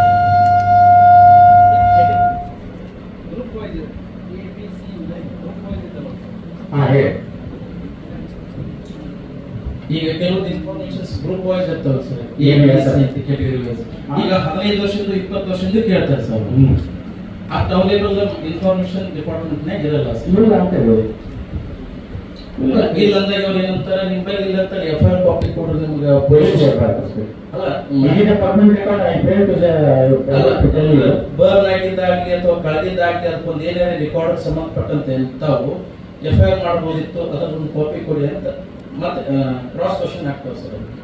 Karnataka record keeping act 2010 and Karnataka RTI, Karnataka public record act rules 2013 says there are categorization of the your records A, B, C, D. A permanent record you are not supposed to miss it. A permanent record. B 30 years. C 5 years. D 1 year. You are not supposed to miss all the permanent records. A category. No. ಈಗ suppose permanent is there permanent. Remaining a BCD, time to time you have to destroy it, you have to keep a destroy register. If they are destroyed, give the destroy register copy. That's all. Yes. Sir ನಮಸ್ಕಾರ sir. Umesh collector Muddebihal sir. Sir ನಮ್ಮಲ್ಲೊಬ್ಬರು RTIದಲ್ಲಿ 1982ರಿಂದ ನಿಮ್ಮ ವಸತಿ ನಿಲಯಕ್ಕೆ ಸರಬರಾಜು ಸಾಮಗ್ರಿಗಳ ಮಾಹಿತಿ ಕೇಳ್ತಾರೆ ಸರ್. 1982ರಿಂದ 2024ರವರೆಗೆ ಯಾವ್ಯಾವ ಸಾಮಗ್ರಿ ಸರಬರಾಜಿರ್ತಾವೆ, ಏನು ಮಾಡಿ ಸ್ಟಾಕ್ ಎಷ್ಟು ಅಂತ ಕೇಳ್ತಾರೆ. ಈಗ ಆಕ್ಟ್ ಬಂದು 2005 ನಂತರ ಈಗ ಅವ್ರಿಗೆ ಮಾಹಿತಿಯನ್ನು 2005 ನಂತರ ಕೊಡಬೇಕು ಅಥವಾ ಏನು ಇದೆಯಾ ನಿಮ್ಮ ಹತ್ರ? ಇಲ್ಲ ಸರ್. ಇಲ್ಲ. ಯಾವಾಗ ಎಷ್ಟು ವರ್ಷದಿದೆ? ಈಗ ಪ್ರೆಸೆಂಟ್ ಅಂದ್ರೆ ನಾವು ಈ ಕಡೆ ಪ್ರತಿ ವರ್ಷ ಡೆಡ್ ಸ್ಟಾಕ್ ಇಟ್ಕೊಂಡಿದ್ದೇವೆ ಸರ್. ಭಾಳ ನಾವು ಎಷ್ಟು ವರ್ಷದಿಂದ ಇದೆ ನಿಮ್ಮಲ್ಲಿ 10 years. ಮಾಹಿತಿ ಇದೆಯಾ? ಹ್ಞೂ ಸರ್. ಕೊಡ್ಬೋದಾ? 10 ವರ್ಷದ ಮಾಹಿತಿಯಲ್ಲಿ ಇಷ್ಟೇ ಇದೆ, ಹಣ ಕೊಡುತ್ತೆ, ಇನ್ನೊಂದು ಮಾಹಿತಿ ನಮ್ಮ ಹತ್ರ ಇಲ್ಲ. ಹೇಳ್ತೀವಿ.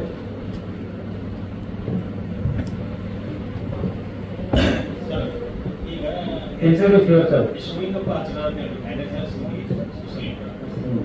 ಈ ಮಾಹಿತಿ ಹಾಕಿನಲ್ಲಿ ಎಚ್ಚರಿಕೆ ಠೇವಣಿ ಹಣದ ರಿಜಿಸ್ಟರ್ ಕೇಳ್ತಾರೆ ಸರ್. ಇದೆ ಎಚ್ಚರಿಕೆ ವಿದ್ಯಾರ್ಥಿಗಳ ಡೆಪಾಸಿಟ್ ಕಾಶನ್ ಮನಿ.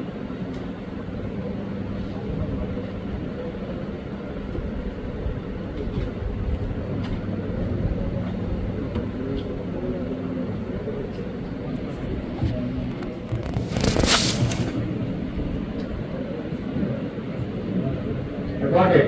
ಅದೇ ಕೇಳಿದ್ರೆ ಸರ್, ಹಾ. ಕೊರೋನಾದಿಂದ ವಿದ್ಯಾರ್ಥಿಗಳಿಗೆ ದುಡ್ಡು ಕಲೆಕ್ಟ್ ಮಾಡಿ ನಾವು ಮಾಡಿಲ್ಲ ಸರ್. ಹಾ. ಹೀಗಾಗಿ ಅವ್ರಿಗೆ ಮಾಹಿತಿ ಕೊಡ್ಬೇಕಾದ್ರೆ ನಾವೇನು ಇಲ್ಲ ಮಾಡಿಲ್ಲ. ಮಾಡಿಲ್ಲ ಅಂತ ಕೂಡ ಹೇಳ. ಸರ್ ಮಾಹಿತಿನ CD ರೂಪದಲ್ಲಿ ಕೊಡುವಂತಾರೆ ಸರ್. ನಮ್ಮಲ್ಲಿ ಆನ್ಲೈನ್ ಪ್ರೊಸೆಸ್ ಇದ್ದದ್ದನ್ನ CD ರೂಪದಲ್ಲಿ ಕೊಡ್ಬೋದು ಸರ್. ಆಯೋಗದ ಇದ್ರ ಪ್ರಕಾರ ಡೈರೆಕ್ಷನ್ ಪ್ರಕಾರ ಯಾವುದೇ ಮಾಹಿತಿಯನ್ನ ಕ್ರಿಯೇಟ್ ಮಾಡಿ ಕೊಡುವಂಗಿಲ್ಲ. ಹಾ ಸರ್, ಡಿಸಿಷನ್ ಇದೆ ಸರ್. ಆದ್ರೆ ಅವ್ರು CD ರೂಪದಾಗ ಕೇಳ್ತಿರ್ತಾರೆ ಸರ್. ಕೊಡೋಕ್ಕಾಗಲ್ಲ ಅಂತ ಹೇಳಿ ಹಾಕಿದ್ರು ಮೇಲ್ ಮನೆ ಹೋಗುತ್ತೆ ಸರ್. ಹೋಗ್ಲಿ, ಕಮಿಷನ್ ಡಿಸ್ಟ್ರಿಬ್ಯೂಟ್ ಮಾಡ್ತಾರೆ. ಬೈಬರ್ಬೋದು ಸರ್ ಸರ್ ಇಲ್ಲ, there is no provision. 1000 page ಇದೆ, ಅದನ್ನು CD ಮಾಡಿಕೊಡೋದು, there is no provision. Hard copy ಇದೆ, 2000 ಕೊಡಿ, 1000 page ಕೊಡಿ ಅಷ್ಟೇ. ಸರ್ ಎಜುಕೇಶನ್ ಕ್ವಾಲಿಫಿಕೇಶನ್ ಇದು ಕೊಡಬಾರದು ಅಂತ ಹೇಳಿದ್ರು ಸರ್. ಇಲ್ಲಿ ಮಾರ್ಕ್ಸ್ ಕಾರ್ಡ್ ಸರ್. ಆದ್ರೆ ಹಾಕಿದ್ದ ಸರ್ ನಮ್ಮ ಕಡೆ ಮಾಹಿತಿ. ಅವತ್ತೇ ಅದನ್ನು ಕೊಡ್ಬೋದು. ಇಲ್ಲ ಸರ್, ಬೇರೆ ಅಂದ್ರೆ ಅವ ಸ್ಮೃತಿ ಇರಾನಿ ಮತ್ತು ವರ್ಸಸ್ ಇದ್ರದ್ದು ದಿಲ್ಲಿ ಹೈಕೋರ್ಟ್ ಒಂದು ಅಪೀಲ್ ಹಚ್ಚಿದೆ ಸರ್. ಅಲ್ಲಿ ಯೂನಿವರ್ಸಿಟಿದು ಅಲ್ಲಿ ಕೊಡಬಹುದಂತ ದಿಲ್ಲಿ ಹೈಕೋರ್ಟ್ ಒಂದು ಆದೇಶ ಮಾಡಿತ್ತು ಸರ್. ಅವತ್ತು ಅಂದ್ರೆ ಫೇಕ್ ಡಾಕ್ಯುಮೆಂಟ್ ಇದಾವ ಅಂತ ಹೇಳಿ. ಯಾಕೆ ನೀವು ಕೊಡಬಾರ್ದು, ನೀವು ಕೊಡ್ಬೋದು ಮಾರ್ಕ್ಸ್ ಕಾರ್ಡ್, ನಾವೇನು ಅವ್ರ ವೈಯಕ್ತಿಕ ಅಂತ Aadhaar card, PAN card, bank account ಕೇಳಿಸ್ತಾ ಇಲ್ಲ, ಮಾರ್ಕ್ಸ್ ಕಾರ್ಡ್ ಕೊಡ್ಬೋದು ಅಂತ ಚಾಲೆಂಜ್ ಮಾಡಿದೆ ಸರ್. ಅದು ಇದೆ ಸರ್, ಸ್ಮೃತಿ ಇರಾನಿ ಕೇಸಸ್ ನಾನು ನೋಡಿದ್ದೆ ಸರ್. ಅದು ಪೇಪರ್ನ ಕಟ್ಔಟ್ ತೊಗೊಂಡಿದ್ದೆ ಸರ್ ನಾನು. ಅದು ಎಜುಕೇಶನ್ ಕ್ವಾಲಿಫಿಕೇಶನ್ ಕೊಡಬಾರ್ದು ಅಂದ್ರೆ ಮಾರ್ಕ್ಸ್ ಕಾರ್ಡ್ ಕೊಡಬಾರ್ದು ಅಂತಿದೆ ಸರ್. ಅದು ಅಂತ ಬಂದಾಗ commission will take a decision. Until that you don't do the as on today ಮೇಲ್ಮನೆಗೆ ಹೋಗ್ಬೋದು. ಮಾಹಿತಿ ಹಾಕಿ ಉದ್ದೇಶ ಇರ್ತದಲ್ಲ, ಮಾಹಿತಿ ಹಾಕು ಉದ್ದೇಶ ಇರ್ತದಲ್ರಿ. ಆ ಉದ್ದೇಶ ಕಾಲದೊಳಗ ಸಾರ್ವಜನಿಕ ಉದ್ದೇಶಕ್ಕಾಗಿ ಅಷ್ಟೇ ಬಿಟ್ಟು ಬೇರೆ ಯಾವ ಉದ್ದೇಶ ಕೇಳೋದೇ ಇಲ್ಲ. ನೀವು 6 ಪ್ರಕಾರ ಅವ ಕೇಳಿ ಯಾವ ಉದ್ದೇಶ ಏನು ಹೇಳಿ ಇಲ್ಲಿ ಮಾಹಿತಿ ಕೊಡೋದು. ಕೊಡ್ಬೇಕಂತ ಜಗತ್ ಕೇಳ್ತಾರೆ ಅವರು. ಕೋರ್ಟ್ಗೆ ಸಲ್ಲಿಸಲು ಕೋಟಿ ಅಲ್ಲೆಲ್ಲ ಹೇಳ್ತಾರೆ. ಅಲ್ಲಿ ಬರೀಬೇಕಂತ ಏನಿಲ್ಲ. ಅಲ್ಲ, ಹೇಳ್ತಿರೋ ಮಾಹಿತಿ ಅದ ಎಸ್ಪೆಷಲಿ ಅದಕ್ಕೆ ಫಾರ್ಮೆಟೇ ಇಲ್ಲ. ಅವ್ರು ಕ್ರಿಯೇಟ್ ಮಾಡ್ಕೊಂಡಿದ್ದಾರೆ. ಇವಾಗ ಫಾರ್ಮೆಟ್ ಇಲ್ಲೇ ಒಂದು ಪೇಜಲ್ಲಿ ಅವರು ಇಂಥ ಮಾಹಿತಿ ಬೇಕಂತ ಬರೆದುಕೊಟ್ರೆ ಅದನ್ನೇ ನೀವು ಮಾಹಿತಿ ಕೊಡ್ಬೇಕಾಗ್ತದೆ. ಅಲ್ಲಿ ಇವಾಗ ಅವ್ರು ಫಾರ್ಮೆಟ್ ಮಾಡ್ಕೊಂಡಿದ್ದಾರೆ ಅಷ್ಟೇ, ಫಾರ್ಮೆಟ್ ಅಲ್ಲ ಅದು. ಹಿಂಗೆ ಇರಬೇಕು ಅಂತೇಳಿ ಯಾವುದೇ ಫಾರ್ಮೆಟ್ಗಳಿಲ್ಲ. ಈಗ ಮಾಹಿತಿ ಕೇಳಕ್ ಸರ್ ಅವ್ರು ಬಿಪಿಎಲ್ ಕಾರ್ಡ್ ಹಚ್ಚಿರಲ್ಲ, ಕಾಸ್ಟ್ ಸರ್ಟಿಫಿಕೇಟ್ ಹಚ್ಚಿಲ್ಲ, ಏನು ಹಚ್ಚಿರಲಿಲ್ಲ. ಅವ್ರಿಗೆ ಕನಿಷ್ಠ ಎಷ್ಟು ಕೇಸ್ ಅಂತ ಫ್ರೀ ಕೊಡಬೇಕು. ಏನೋ ಹಚ್ಚಿಲ್ಲ ಏನು ಕೊಡಬೇಡಿ, ಹಣ ಕೊಟ್ಟರೆ ಕೊಡಬೇಕು. ಅಂದ್ರೆ ಕನಿಷ್ಠ ಇಷ್ಟು ಕೇಸ್ ಅಂತ ಹೇಳ್ತಾರೆ ಗೊತ್ತಾಗಲಿಲ್ಲ. ಏನಿಲ್ಲ, ಫ್ರೀ ಏನೂ ಇಲ್ಲ. Nothing is free in this world. Sir ಈಗ ರೇಷನ್ ಕಾರ್ಡ್ದಲ್ಲಿ ಸರ್ ಅವ್ರ ಹೆಂಡತಿ ಫಲಾನುಭವಿ ಸರ್ ಮುಖ್ಯಸ್ಥೆ. ರೇಷನ್ ಕಾರ್ಡಲ್ಲಿ ಕುಟುಂಬದ ಮುಖ್ಯಸ್ಥೆ ಅವನ ಹೆಂಡತಿ, ಅವ ಸದಸ್ಯ. ಆ ಬಿಪಲ್ ಕಾರ್ಡ್ ಹಚ್ಕೊಟ್ಟು ಮಾಹಿತಿ ಕೊಡಬೇಕು ಕೊಡಬಾರ್ದು. ಯಾರ ಹೆಸರು ಇರುತ್ತೆ ಅವ್ರ ಅಷ್ಟ ಅಷ್ಟೇ ಆಗ್ತದೆ. ನೀವು ರಿಪೀಟ್ ಮಾಡಿ ಕಮಿಷನ್ ಬರಲ್ಲ. ಸರ್, ಈಗ ನನ್ನೊಂದು ಪ್ರಶ್ನೆ ಇತ್ತು. ಈಗ ಅವಾಗಲೇ ತಾವು PIO ಬಗ್ಗೆ ಡೈರೆಕ್ಷನ್ ಕೊಟ್ಟಿರ್ತಾರೆ. ಈಗ ನಾನು ಮೀಟ್ ಅಂತಂದ್ರೆ ಒಂದು ಆಫೀಸು ಅದು ಪ್ರಾಧಿಕಾರ. ಬಟ್ ನನ್ನ ಇದನ್ನು ಈ ನಮ್ಮ ಮಾಹಿತಿ ಆಯೋಗ ಇದೆ ಸರ್, ರಾಜ್ಯ ಆಗಲಿ ಕೇಂದ್ರ ಆಗಲಿ, ಅವರು ಡೈರೆಕ್ಷನ್ ಕೊಟ್ಟಿರುವಂಥ ಪ್ರಕಾರ ಪಾಯಿಗಳ ಪ್ರಕಾರ ಏನು ಪ್ರಾಧಿಕಾರ ಅವರು ಗುರುತಿಸಿದ್ದಾರೆ ಅದನ್ನೇ ಫೈನಲ್ ಅಥವಾ ನಮ್ಮ ಇಲಾಖೆ ಮೇಲಾಧಿಕಾರಿಗಳು PIOಗಳನ್ನ ಮಾಡಿ ಒಂದು ಆದೇಶ ಮಾಡಿದ್ರೆ ಅದನ್ನು ನಾವು ಫಾಲೋ ಮಾಡಬಹುದು. Section 5 says each public authority has a right to appoint first appellate authority PIO and DPIO. Section 5(1)(2). Public authority ನಿಮಗೆ ಇದೆ. ನಿಮ್ಮ ಪ್ರಿನ್ಸಿಪಲ್ ಸೆಕ್ರೆಟರಿ ನೀವು ಯಾರು ಕೇಳಬೇಕಾಗಿಲ್ಲ. ನಿಮ್ಮ ಕಚೇರಿ you are the head, you are a public authority, you are not every right. ನಮ್ಮ ಇಲಾಖೆಯಲ್ಲಿ ಏನು ಮಾಡಿರೋದು ಕಮಿಷನರ್ ಆದೇಶ ಮಾಡಿದ್ರು.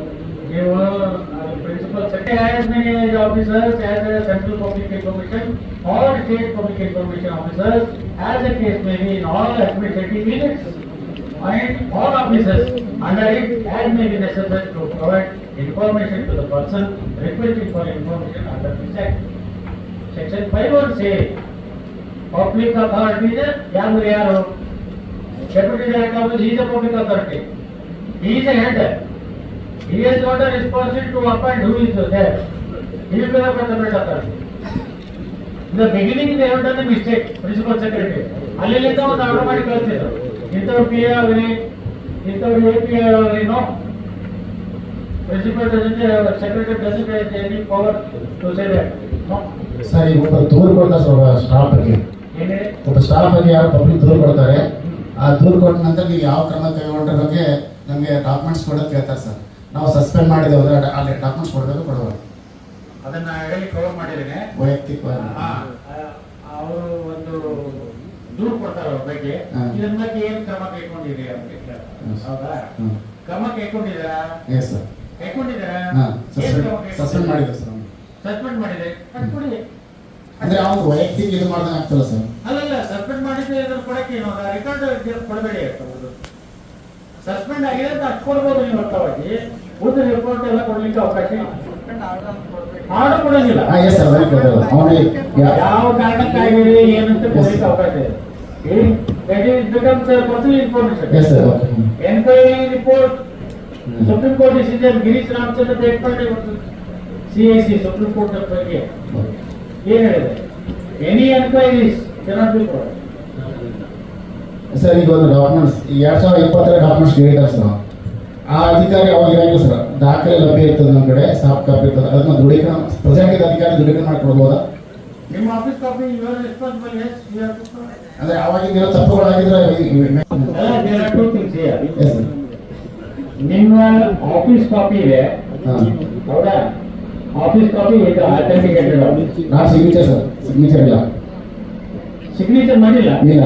ಮಾಡ್ಬೇಕಾಗಿತ್ತ ಮಾಡಿರಲಿಲ್ಲ? ಮಾಡಿಲ್ಲ ಸರ್. ಅವನು ಈಗಿನ ಅಧಿಕಾರಿ ಸಿಗ್ನೇಚರ್ ಮಾಡಲ್ಲ, ಡಾಕ್ಯುಮೆಂಟ್ ಶೀಟ್ ಹೋಗಿದ್ದಾರೆ. ಈಗ ಪ್ರೆಸೆಂಟ್ ಇದ್ದ ಅಧಿಕಾರಿಗೆ ಡಾಕ್ಯುಮೆಂಟ್ ಕೇಳ್ತಾರೆ ಸರ್. ಹಾಗೆ ಕೊಡಿ. ನಿಮಗೆ ಡಾಕ್ಯುಮೆಂಟ್ ದೃಢೀಕರಿಸಿ ಕೊಡೋದು ಹಾಗಿದ್ರೆ ಹಾಗೆ ಕೊಡಿ. ಇನ್ನೊಂದು ವರ್ಷಕ್ಕೆ ಅವ್ರ ಕಡೆ ಕಾಪಿ ಇರ್ತದೆ, ನಿಮ್ಮ ಹತ್ರ ಇರೋದಿಲ್ಲ. ಕಾಪಿ ತಗೊಂಡ್ಬರ್ತಾರೆ ಅವರು, ತಗೊಂಡು ದೃಢೀಕರಣ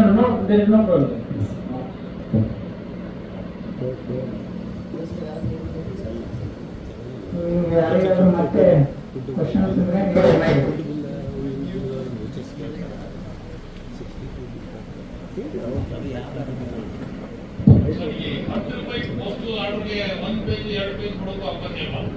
ಇಲ್ಲ, ಅದು ಅರ್ಜಿ ಅಷ್ಟೇ.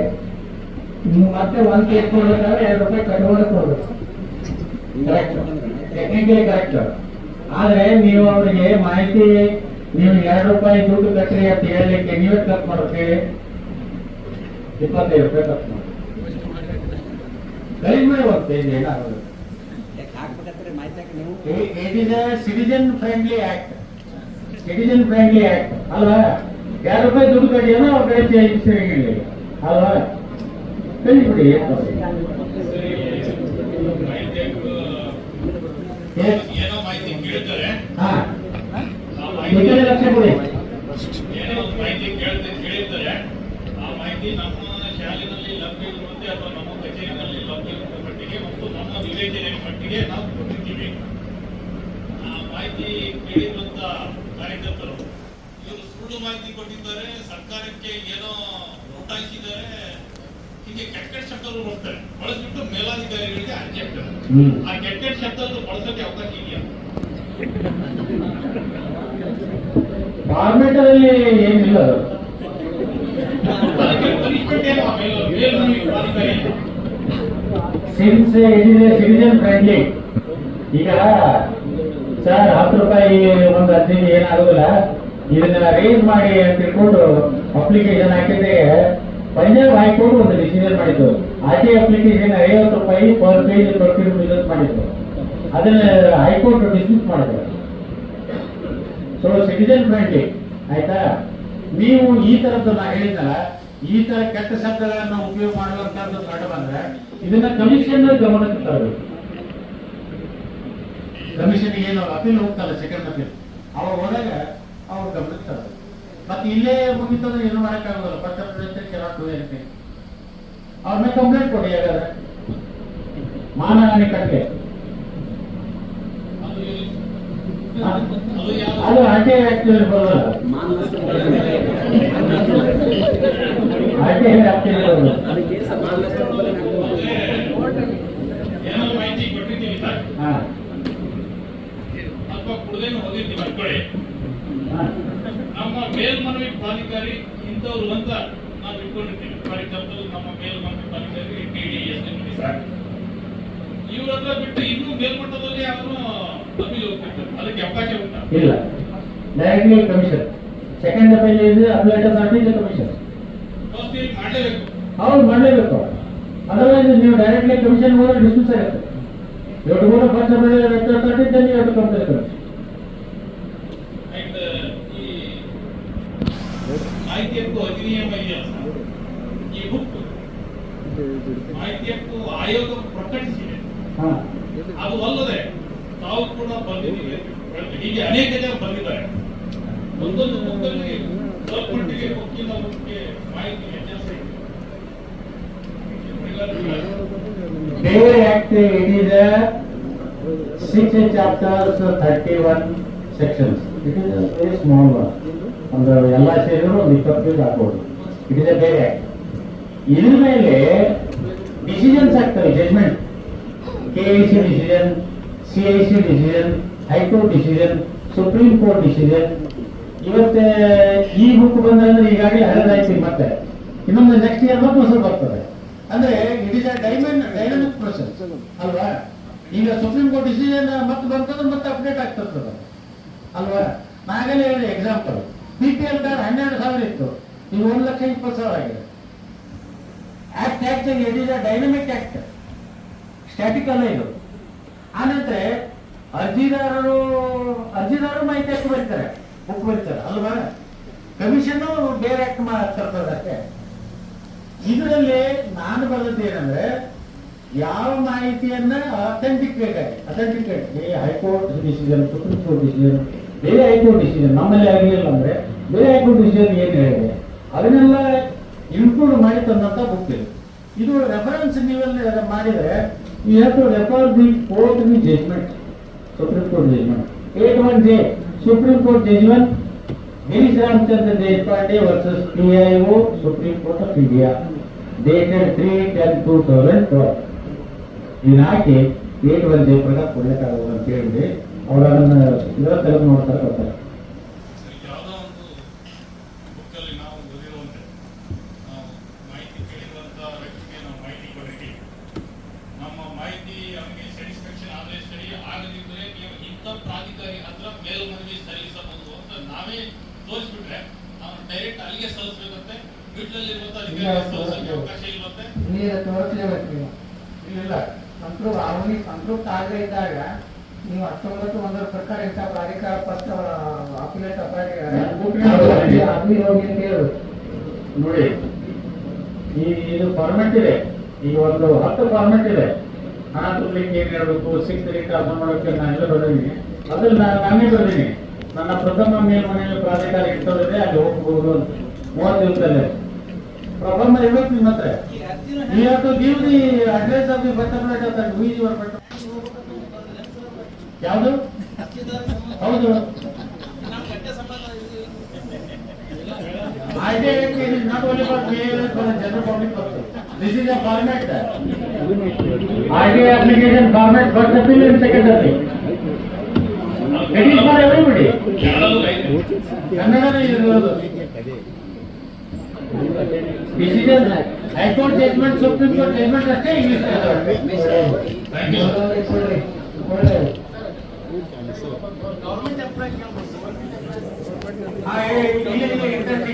ಸರ್ ನಮಸ್ತೆ ಸರ್. ನಾನು ಅಜರುದ್ದೀನ್ ಮಲ್ಲಾರ್ ಸರ್. ನಾನು ಒಂದು RTA ಮಾಹಿತಿ ಕೇಳಿದ್ದೆ ಸರ್. ಅವರು ಮಾಹಿತಿ ನಾನು ಕೊಡೋದಕ್ಕೆ ಬರಲ್ಲ ಅಂತ ಅಂದ್ರು ಸರ್. ಬರಲ್ಲ ಅಂತ ಈಗ ತಾವೇ ಹೇಳಿದಾಗ ಸರ್. ಏನ್ ಕೇಳಿದ್ರಿ ನೀವು? ನಾನು ಒಂದು ಡಿಪಾರ್ಟ್ಮೆಂಟ್ ಇನ್ಕ್ವೈರಿದು ರಿಪೋರ್ಟ್ಸ್ ನಿಮ್ಮ ಡಿಪಾರ್ಟ್ಮೆಂಟ್ಗೆ ನೀವೇ ಕೇಳಿದ್ರಿ. ನಿಮ್ಮ ಪ್ರಶ್ನೆನ ನಿಮ್ಮ ಕಚೇರಿಯಲ್ಲಿ ನೀವೇ ಅರ್ಜಿಯನ್ನು ಹಾಕ್ಬೋದು. ಡಿಪಾರ್ಟ್ಮೆಂಟ್ ಇನ್ಕ್ವೈರಿ ನಡೀತಿದೆ ಸರ್. 2ನೇ ಕಾರಣಕ್ಕೆ ನೋಟಿಸ್ ಕೊಟ್ಟು ಅಂತಿಮ ವರದಿ ಕೊಟ್ಟರು ಸರ್. ಆ ಅಂತಿಮ ವರದಿ ಕೊಡುವಾಗ ಅವ್ರು ನನಗೆ ಏನು ವಿಚಾರಣಾಧಿಕಾರಿ ಸೆಕೆಂಡ್ ರಿಪೋರ್ಟ್ ಏನ್ ಕೊಟ್ಟರು ಸರ್, ಅವ್ರು ನನಗೆ ಅಟ್ಯಾಚ್ ಮಾಡಿ ನಿಮ್ಮ ಮೇಲೆ ಈ ರೀತಿ ಆರೋಪ ಕೊಟ್ಟಿದ್ದಾರೆ ಅಂತ ಹೇಳಿ ಅವ್ರು ಹಚ್ಚಿ ಕೊಟ್ಟರು ಸರ್. ಆ ಲೆಟರ್ ನಲ್ಲಿ ಸರ್ ಮೊದಲು ಒಂದು ರಿಪೋರ್ಟ್ ಕೊಟ್ಟಿದ್ರು ಸರ್ ಅವರು ವಿಚಾರಣಾಧಿಕಾರಿ 14/9/2023 ಒಂದು ರಿಪೋರ್ಟ್ ಕೊಟ್ಟಿದ್ರು ಸರ್. ಆ ರಿಪೋರ್ಟ್ ಇದ್ರೊಳಗೆ ಅಟ್ಯಾಚ್ ಮಾಡಿದ್ರಿ ಸರ್. ಯಾಕೆ ಅಟ್ಯಾಚ್ ಮಾಡಿಲ್ಲ? ಒಂದು 2ನೇ ರಿಪೋರ್ಟ್ ಕೊಟ್ಟಿದ್ದೀರಿ, ಈ ರೀತಿ ನಿಮ್ಮ ಮೇಲೆ ಆಪಾದನೆ ಆಗಿದೆ, ನಿಮ್ಗೆ ಈ ವಿಷಯ ಮೇಲೆ ಇದು ಮಾಡಿದ್ದೀವಿ ಅಂತ ಹೇಳಿ ಕೊಟ್ಟರು ಸರ್. ಆ 1ನೇ ರಿಪೋರ್ಟ್ ನನಗೆ CS ಆಫೀಸಿಂದ ಕೊಡಲಿಲ್ಲ ಸರ್. ಕೊಡಲಿಲ್ಲ. ನಾನು ಕೇಳಿದೆ ಸರ್ ಮಾಹಿತಿ. ಆಸ್ ಇಟ್ ಈಸ್ ನಂಗೆ ಪ್ರಾವಿಷನ್ ಇದೆ ಸರ್, ನಾನು ಮಾಹಿತಿ ಕೇಳ್ಬೋದು, ದಾಖಲೆಗಳನ್ನು ಕೊಡ ಕೇಳ್ಬೋದು ಸರ್. ಕೇಳಿದೆ, ಕೊಡಲಿಲ್ಲ ಸರ್. ಕೊಡಲಿಕ್ಕೆ RTA ಪ್ರಕಾರ ಕೇಳಿದೆ ಸರ್. RTA ಪ್ರಕಾರ ಏನ್ ಮಾಡಿದೆ ಸರ್, ನಿಮ್ಗೆ ರೂಲ್ಸ್ 8 ಪ್ರಕಾರ ಕೊಡ್ಲಿಕ್ಕೆ ಬರಲ್ಲ ಅಂತ ಹೇಳಿ ಅಷ್ಟೇ. ರೂಲ್ಸ್ 8 ಪ್ರಕಾರ ಕೊಡ್ಲಿಕ್ಕೆ ಬರಲ್ಲ ಅಂತ ಹೇಳಿ ಆಗ್ಬಿಟ್ಟು ಸರ್. ಮತ್ತೆ ಮೇಲ್ಮನೆಗೆ ಯಾರಿಗೆ ಹೋಗ್ಬೇಕಂತ ಹೇಳಿ ನನಗೆ ತಿಳಿಸಲೇ ಇಲ್ಲ ಸರ್. ಆಯ್ತು ಬಿಡಿ, ನಿಮ್ಗೆ RTA ಬಗ್ಗೆ ಇಷ್ಟು ಜ್ಞಾನ ಇದೆ, ನೀವು ಗೊತ್ತಿದೆ ಮೇಲ್ಮನೆಗೆಲ್ಲ ಅಂತ. ಒಂದು, ಯಾವುದೇ ಅಧಿಕಾರಿ ಸರ್ಕಾರಿ ನೌಕರ ಬೇರೆ ಪ್ರಾಧಿಕಾರಕ್ಕಾಗಲಿ ತನ್ನದೇ ಪ್ರಾಧಿಕಾರದಲ್ಲಿ ಅರ್ಜಿಯನ್ನು ಸಲ್ಲಿಸಬಹುದಾ? ತನ್ನ ಮಾಹಿತಿಯನ್ನು ಕೇಳಲಿಕ್ಕೆ ಅರ್ಜಿ ಅಲ್ಲ, ಇನ್ನೊಬ್ಬ ನೌಕರರ ಮಾಹಿತಿಯನ್ನು ಕೇಳಲಿಕ್ಕೆ ಬರೋದೇನಿಲ್ಲ. ಅದು ಗೊತ್ತಿಲ್ಲ. ನಿಮ್ಮ ಮಾಹಿತಿ ನೀವು ಕೇಳಬಹುದು ಅಲ್ವಾ? ಇನ್ನೊಬ್ಬರ ನೌಕರರ ಮಾಹಿತಿಯನ್ನು ಕೇಳಲಿಕ್ಕೆ ಬರೋದೇನಿಲ್ಲ. ನೀವು ಮಾಹಿತಿಯನ್ನು ಕೇಳಲಿಕ್ಕೆ ನೀವು ಕೊಡಲಿಲ್ಲ ಅಂದ್ರೆ same procedure go to the commission, you get the information. Provision ಇದೆ. ಕೊಡಲಿಲ್ಲ ಅಂದ್ರೆ go to the first appeal, go to the commission. Sir ಈ 3 ಅಧಿಕಾರಿಗಳ ಕಡೆ ನನ್ನ ರಿಪೋರ್ಟ್ ಇದೆ ಸರ್. CSO ಕಡೆನೂ ಇದೆ ಸರ್, DDO ಕಡೆನೂ ಇದೆ ಸರ್, ವಿಚಾರಣಾಧಿಕಾರಿ ಕಡೆನೂ ಇದೆ ಸರ್. ಅವರು ಟ್ರಾನ್ಸ್ಫರ್ ಏನ್ ಮಾಡ್ತಾರೆ ಸರ್, 6(3) ಪ್ರಕಾರ ಏನ್ ಮಾಡ್ತಾರೆ ಅವರು ಮೇಲ್ಮನವಿ ಅಲ್ಲಿ ಮಾಡಿ ಅಂತ ಹೇಳಿ ಅಲ್ಲಿ ಟ್ರಾನ್ಸ್ಫರ್ ಮಾಡ್ತಾರೆ ಸರ್. ಆ ಟ್ರಾನ್ಸ್ಫರ್ ಮಾಡಿದ ಲೆಟರ್ ನನಗೆ ಇಶ್ಯೂನೇ ಮಾಡಲ್ಲ sir. Go to the second appeal, Commission is quasi-judicial authority. They will issue the showcase notice to all of them and your information will be provided to you. Thank you sir. ಮಾತ್ರ ಪಡೆದ ಸರ್ಕಾರದಿಂದ ಅನುದಾನವನ್ನು ಅದು 95% ಅಷ್ಟು ಅನುದಾನವನ್ನು ಪಡೆದಿದ್ರೆ ಮಾತ್ರ RTA ವ್ಯಾಪ್ತಿಯಲ್ಲಿ ಬರ್ತದೆ, ಖಾಸಗಿ ವ್ಯಾಪ್ತಿಯಲ್ಲಿ ಬರ್ತದೆ. ಯಾರು? ನೋ ಕಮಾಂಡರ್ RTA ನೀವು ಬೇರೆ ಕೊಟ್ಟಿದೆ ಹೋಗಿ RTA ವ್ಯಾಪ್ತಿಯಲ್ಲಿ ಕೊಡೋದು. It is only if it is a government fund is utilized. Yes, you are answered. Yes, no, cannot be called. No. Supreme Court decision, Girish Rajna versus Deshpande versus CH. Yes. Sir ನಮಸ್ಕಾರ sir. Sir 2 ಪ್ರಶ್ನೆಗಳು, ಸ್ವಲ್ಪ 2 doubts ಇದೆ sir. ಒಂದು, ಸರ್ಕಾರದಿಂದ ಸಾರ್ವಜನಿಕರಿಗೆ ಕೆಲವೊಂದು ಯೋಜನೆಗಳಿರ್ತಾವೆ sir. ಅದರಲ್ಲಿ ಕೆಲವೊಂದು ಅನುದಾನಗಳನ್ನು SC/ST ಫಂಡ್ ಅಂತ ಹೇಳಿ ಅಥವಾ SC/ST ಫಲಾನುಭವಿಗಳಿಗೆ ಬಿಡುಗಡೆ ಆಗಿರುತ್ತೆ. ಆ ಫಂಡ್ ಅವರಿಗೆ ತಲುಪಿದೆ ಇಲ್ಲ ಅಂತ RTA ಕೇಳಬಹುದು. ಒಂದು. ಎರಡನೇದು, ಒಬ್ಬ ಸರ್ಕಾರ ತಲುಪಿದೆಯಾ ಅಂತ ಪ್ರಶ್ನೆ ಮಾಡೋಂಗಿಲ್ಲ. ಪ್ರಶ್ನೆ ತಲುಪಿದೆಯಾ ಪಟ್ಟಿ ಕೇಳ್ಬೋದು, ಪರ್ಟಿಕ್ಯುಲರ್ ಪಟ್ಟಿನ ಕೇಳ್ಬೋದು. ಪಟ್ಟಿ ಕೇಳ್ಬೋದು, ಇಷ್ಟು ಜಮೀನಿಗೆ ತಾವು ಹಾಕ್ಸಿದ್ದಾರೆ ಅಂತ ಹೇಳಿ ಕೇಳ್ಬೋದು. Okay sir. ಎರಡನೇದು ಸರ್, ಒಬ್ಬ ಸರ್ಕಾರಿ ನೌಕರ ಅಥವಾ ಹೊರಗುತ್ತಿಗೆ ನೌಕರ ತನ್ನ ಅಧಿಕ ಭ್ರಷ್ಟಾಚಾರ ಅಥವಾ ಲಂಚದಿಂದ ಯಾವುದೋ ಮೂಲದಿಂದ ಹೆಚ್ಚಿನ ಆದಾಯ ಗಳಿಕೆ ಮಾಡಿರ್ತಾರೆ. ಅವರು ಹೇಗೆ ಗಳಿಕೆ ಮಾಡಿದ್ರು ಅನ್ನೋದ್ರ ಬಗ್ಗೆ RTI ಕೇಳ್ಬೋದಾ? ಲೋಕಾಯುಕ್ತ ಕಂಪ್ಲೇಂಟ್ ಕೊಡಿ, RTI ವ್ಯಾಪ್ತಿಯಲ್ಲಿ ಬರೋದು. ಸರ್, ಲೋಕಾಯುಕ್ತರಿಗೆ ಕೊಟ್ಟಿದ್ದೀವಿ ಅಂತ ಕೇಳಿದ್ದೀವಿ. ಇಲ್ಲ, RTI ವ್ಯಾಪ್ತಿಯಲ್ಲಿ ಬರೋದು. ಪ್ರಮೋಷನ್ DPC ಸರ್, ಪ್ರಮೋಷನ್ ಸಂಬಂಧ DPC ಸರ್. ಪ್ರಮೋಷನ್ ಮೇಲೆ ನನ್ನ ಹೆಸರಿಲ್ಲ ಸರ್. ಪ್ರಮೋಷನ್ DPC ಮಾಡ್ತಾರಲ್ಲ ಸರ್, ಅಲ್ಲಿ ನನ್ನ ಹೆಸರಿಲ್ಲ, ಬೇರೆದವರಿಗೆ ಲಿಸ್ಟ್ ಹೇಳ್ತಾರೆ. ನಾನು DPC ಕೇಳ್ಬೋದು ಸರ್. DPC ಸರ್ ಪ್ರಮೋಷನ್ ಮಾಡ್ತಾರಲ್ಲ ಸರ್.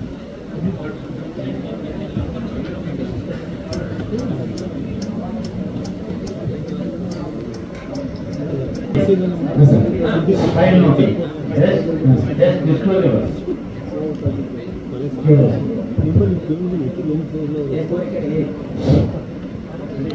ಸರ್, ಅನಂತ್ ಕುಮಾರ್ ಬಿಜ್ನಾ ಅಂತೇಳಿ ಅವತ್ತಿವಾಡನ ಒಂದು ಅರ್ಜಿದಾರ ಒಂದರಲ್ಲಿ ಎಷ್ಟು ಮಾಹಿತಿಯನ್ನು ಕೇಳ್ಬೋದು ಸರ್? ಒಂದು ಫಾರ್ಮೇಟ್ ಅಲ್ಲಿ ಒಂದು ವಿಷಯಕ್ಕೆ ಸಂಬಂಧಿಸಿದಂತ ಮಾಹಿತಿಯನ್ನು ಕೇಳಬಹುದು. ಸರ್, ಒಟ್ಟು ಎಷ್ಟು ಕೇಳ್ಬೋದು ಸರ್? ಒಂದು ಅಪ್ಲಿಕೇಶನ್ ಹಾಕಿ, 3 ಅಪ್ಲಿಕೇಶನ್ ಹಾಕ್ಬೋದು, ಒಂದೇ ದಿವಸ ಹಾಕ್ಬೋದು. ನೀವು ಉತ್ತರ ಬರೀಬೇಕಾದ್ರೆ 100 ಲೆಟರ್ ಬರೆಯಂಗಿಲ್ಲ. ಅವ್ರಿಗೆ ಒಂದೇ ಲೆಟರ್ ಮೇಲೆ 100 ಲೆಟರ್ಗಳು ಒಂದೇ ಲೆಟರ್ ಕಳಿಸ್ತಾರೆ. ಒಂದು ಅರ್ಜಿಯಲ್ಲಿ 3-4 ಮಾಹಿತಿ ಕೇಳಿದ್ದಾರೆ sir.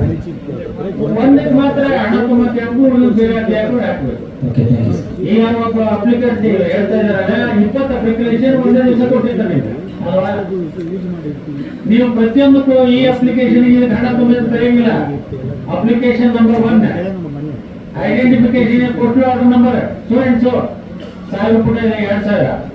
Application number 2 total order number so and so 3000 ಇದೆ 6000, ಟೋಟಲ್ 22,000, ಟೋಟಲ್ 50,000. ಇಷ್ಟು ಹಣವನ್ನು ಕೂಡ ಮಾಹಿತಿಯನ್ನು ಕೊಡ್ಲಿಕ್ಕೆ ಕೊಡಲಾಗುತ್ತೆ. ಅವ ಸೀರಿಯಲ್ ನಂಬರ್ 500 ಪೇಜ್ 1000 ರೂಪಾಯಿ ಅಷ್ಟೇ ತುಂಬ್ತೀನಿ, ಅದನ್ನಷ್ಟೇ ಕೊಡಿ ಮಾಹಿತಿ. ಸರ್, ನಮಸ್ಕಾರ ಸರ್. AB ಕೋಡೆ ಅಂತ ಸರ್. ನಮ್ಮ ಹಾಸ್ಟೆಲ್ದಲ್ಲಿ ಊಟ ಖರೀದಿ ಮಾಡಿರ್ತೀವಿ. ಅವು ವೋಚರ್ಗಳೆಲ್ಲ 5-10 ವರ್ಷದ ವೋಚರ್ ಹಚ್ಚಿ ಅಂತ ಕೇಳ್ತಾರೆ ಅವರು ಮಾಹಿತಿ ಹಾಕಿದಾಗ. ಮತ್ತು ಗೋಣಿ ಚೀಲದ ಮಾಹಿತಿನೂ ಕೇಳ್ತಾರೆ. KFC ಬಂದದ್ದು ಅಕ್ಕಿ ಗೋಧಿ ಇವೆಲ್ಲ ಕೊಡ್ಬೋದು ಸರ್ ಅವ್ರಿಗೆ ಮಾಹಿತಿ? ತೊಂದರೆ ಇರ್ತಾ whether information available in material form or not. Available ಇದ್ದಿರ್ತಾವ ಕೆಲವೊಂದು ವೇಸ್ಟ್ ಆಗಿರ್ತಾವ ಸರ್. ಅವು ಕೆಲವೊಂದು ಚೀಲಗಳ ಸಂಖ್ಯೆ ಚೀಲಗಳ ಸಂಖ್ಯೆ ಕೇಳ್ತಾರೆ ಸರ್. ಅವು ಅಕ್ಕಿ ಗೋಧಿ ಚೀಲ, ಅಕ್ಕಿ ಖಾಲಿ ಚೀಲಗಳು, ಖಾಲಿ ಚೀಲ, ಖಾಲಿ ಚೀಲಗಳ ಸಂಖ್ಯೆ. ಹಾಂ ಸರ್.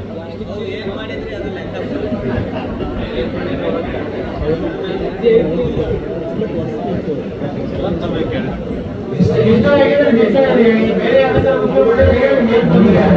ನಾವು ಯಾವುದಕ್ಕಾದ್ರೂ okay sir. BC act is called transparency act. ಭ್ರಷ್ಟಾಚಾರ ಮಾಡಬಾರ್ದು ಅಂತಾನೆ ಈ ಕಾಯ್ದೆ ಮಾಡೋದು. ಹೌದಾ? ಈ ಕಾಯ್ದೆ ಎಷ್ಟು ಇಫೆಕ್ಟ್ ಆಯ್ತು ಅಂದ್ರೆ, ನಾ ಹೇಳಿದೆ 6 ಚಾಪ್ಟರ್ 31 ಸೆಕ್ಷನ್ಸ್ ಸರ್ಕಾರನ ಬಿಡುಗಡೆ ಮಾಡಿತು. 2014ರಲ್ಲಿ ಸರ್ಕಾರ ಬದಲಾವಣೆಗೆ ಇದೇ ಕಾರಣ. RTI ಯಾವ ಕಾರಣ ಅಂದ್ರೆ ಕೇಜ್ರಿವಾಲೇ ಕಾರಣ. ಹೇಗಂದ್ರೆ 1,86,00,000 ಏನು 4 ಟೈಮ್ಸ್ ಹಗರಣ. RTI ಕಾಮನ್ವೆಲ್ತ್ ಗೇಮ್ಸ್ ಹಗರಣ, 2G spectrum, these are all unworked through RTI only. RTI is very powerful. Sir, Girish Gurunath sir. ಮಾಹಿತಿ ಅರ್ಜಿದಾರ ಅರ್ಜಿಯೊಂದಿಗೆ ಸಲ್ಲಿಸಿರ್ತಕ್ಕಂಥ ಅದ್ರ ಬಗ್ಗೆ ನೀವು ಏನ್ ಮಾಡಿದ್ರೆ ಅಂತ ಮಾಹಿತಿ ಕೇಳಬಹುದು ಸರ್. ನೀವು ಅದನ್ನ ಸಂಬಂಧಿಸಿದ ಪ್ರಾಧಿಕಾರಕ್ಕೆ ತುಂಬಿರುವ ಅಥವಾ ಒಂದು ವರ್ಷಕ್ಕೆ ಎಷ್ಟು ಪೋಸ್ಟಲ್ ಪ್ರಶ್ನೆ ಅದ್ರ ಬಗ್ಗೆ ಮಾಹಿತಿ ಹೇಳ್ಬೋದು. ಆಮೇಲೆ ಆರ್ಡರ್ ಬರ್ತದಲ್ಲ, ವ್ಯಾಲಿಡಿಟಿ ನಿಮ್ಗೆ ಗೊತ್ತಾ 6 months. ವ್ಯಾಲಿಡಿಟಿ ನೋಡ್ತು ಇಲ್ಲಾಂದ್ರೆ ಚೆಕ್ ಮಾಡೋದು ಹಾಗೆ ಆಮೇಲೆ ತಾವು ಕೂಡ ಆ ಪೋಸ್ಟಲ್ ಇದರ ಮೇಲೆ ಅದ್ರ ಮಾಹಿತಿ ಕೊಡ್ಬೇಕಂತಾನೆ ಇದೆ ಇದೆ ಅವನು ಕೊಟ್ಟಂತ ಪೋಸ್ಟಲ್ ಆರ್ಡರ್ನ ಸರ್ಕಾರ ಬೇಡ ಮಾಡಿದ ಬಗ್ಗೆ ಮಾಹಿತಿ ಕೊಡಬೇಕು.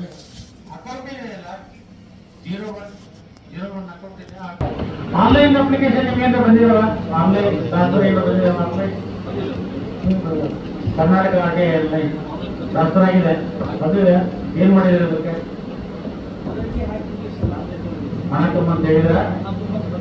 ಹಾ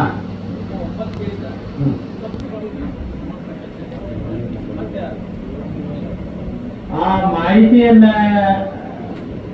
ಕೇಳಿದ ನಂತರ online payment information should be provided in the hard copy.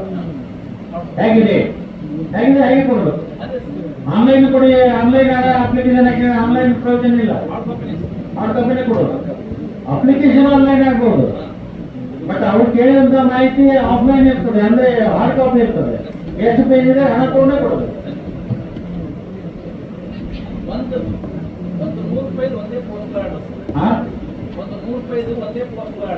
ಹತ್ತು ಅರ್ಜಿಗೆ ಆಗ್ತಾರೆ.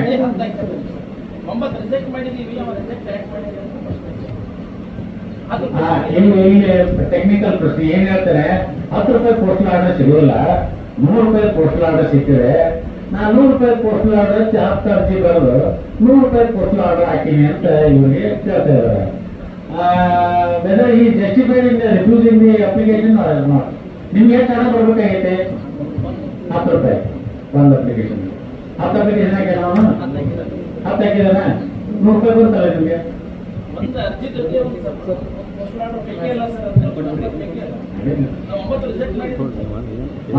ಒಂದು ಖರ್ಚಿನ ಮೇಲೆ 9 ರಿಜೆಕ್ಟ್.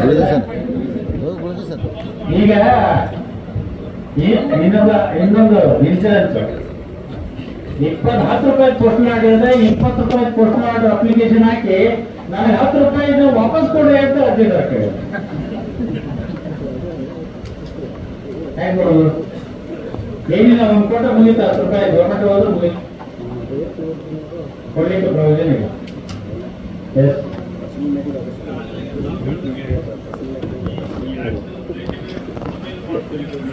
ಏನ್ ಹೇಳಿ ಮೈಕ್ ಕೊಡಿ.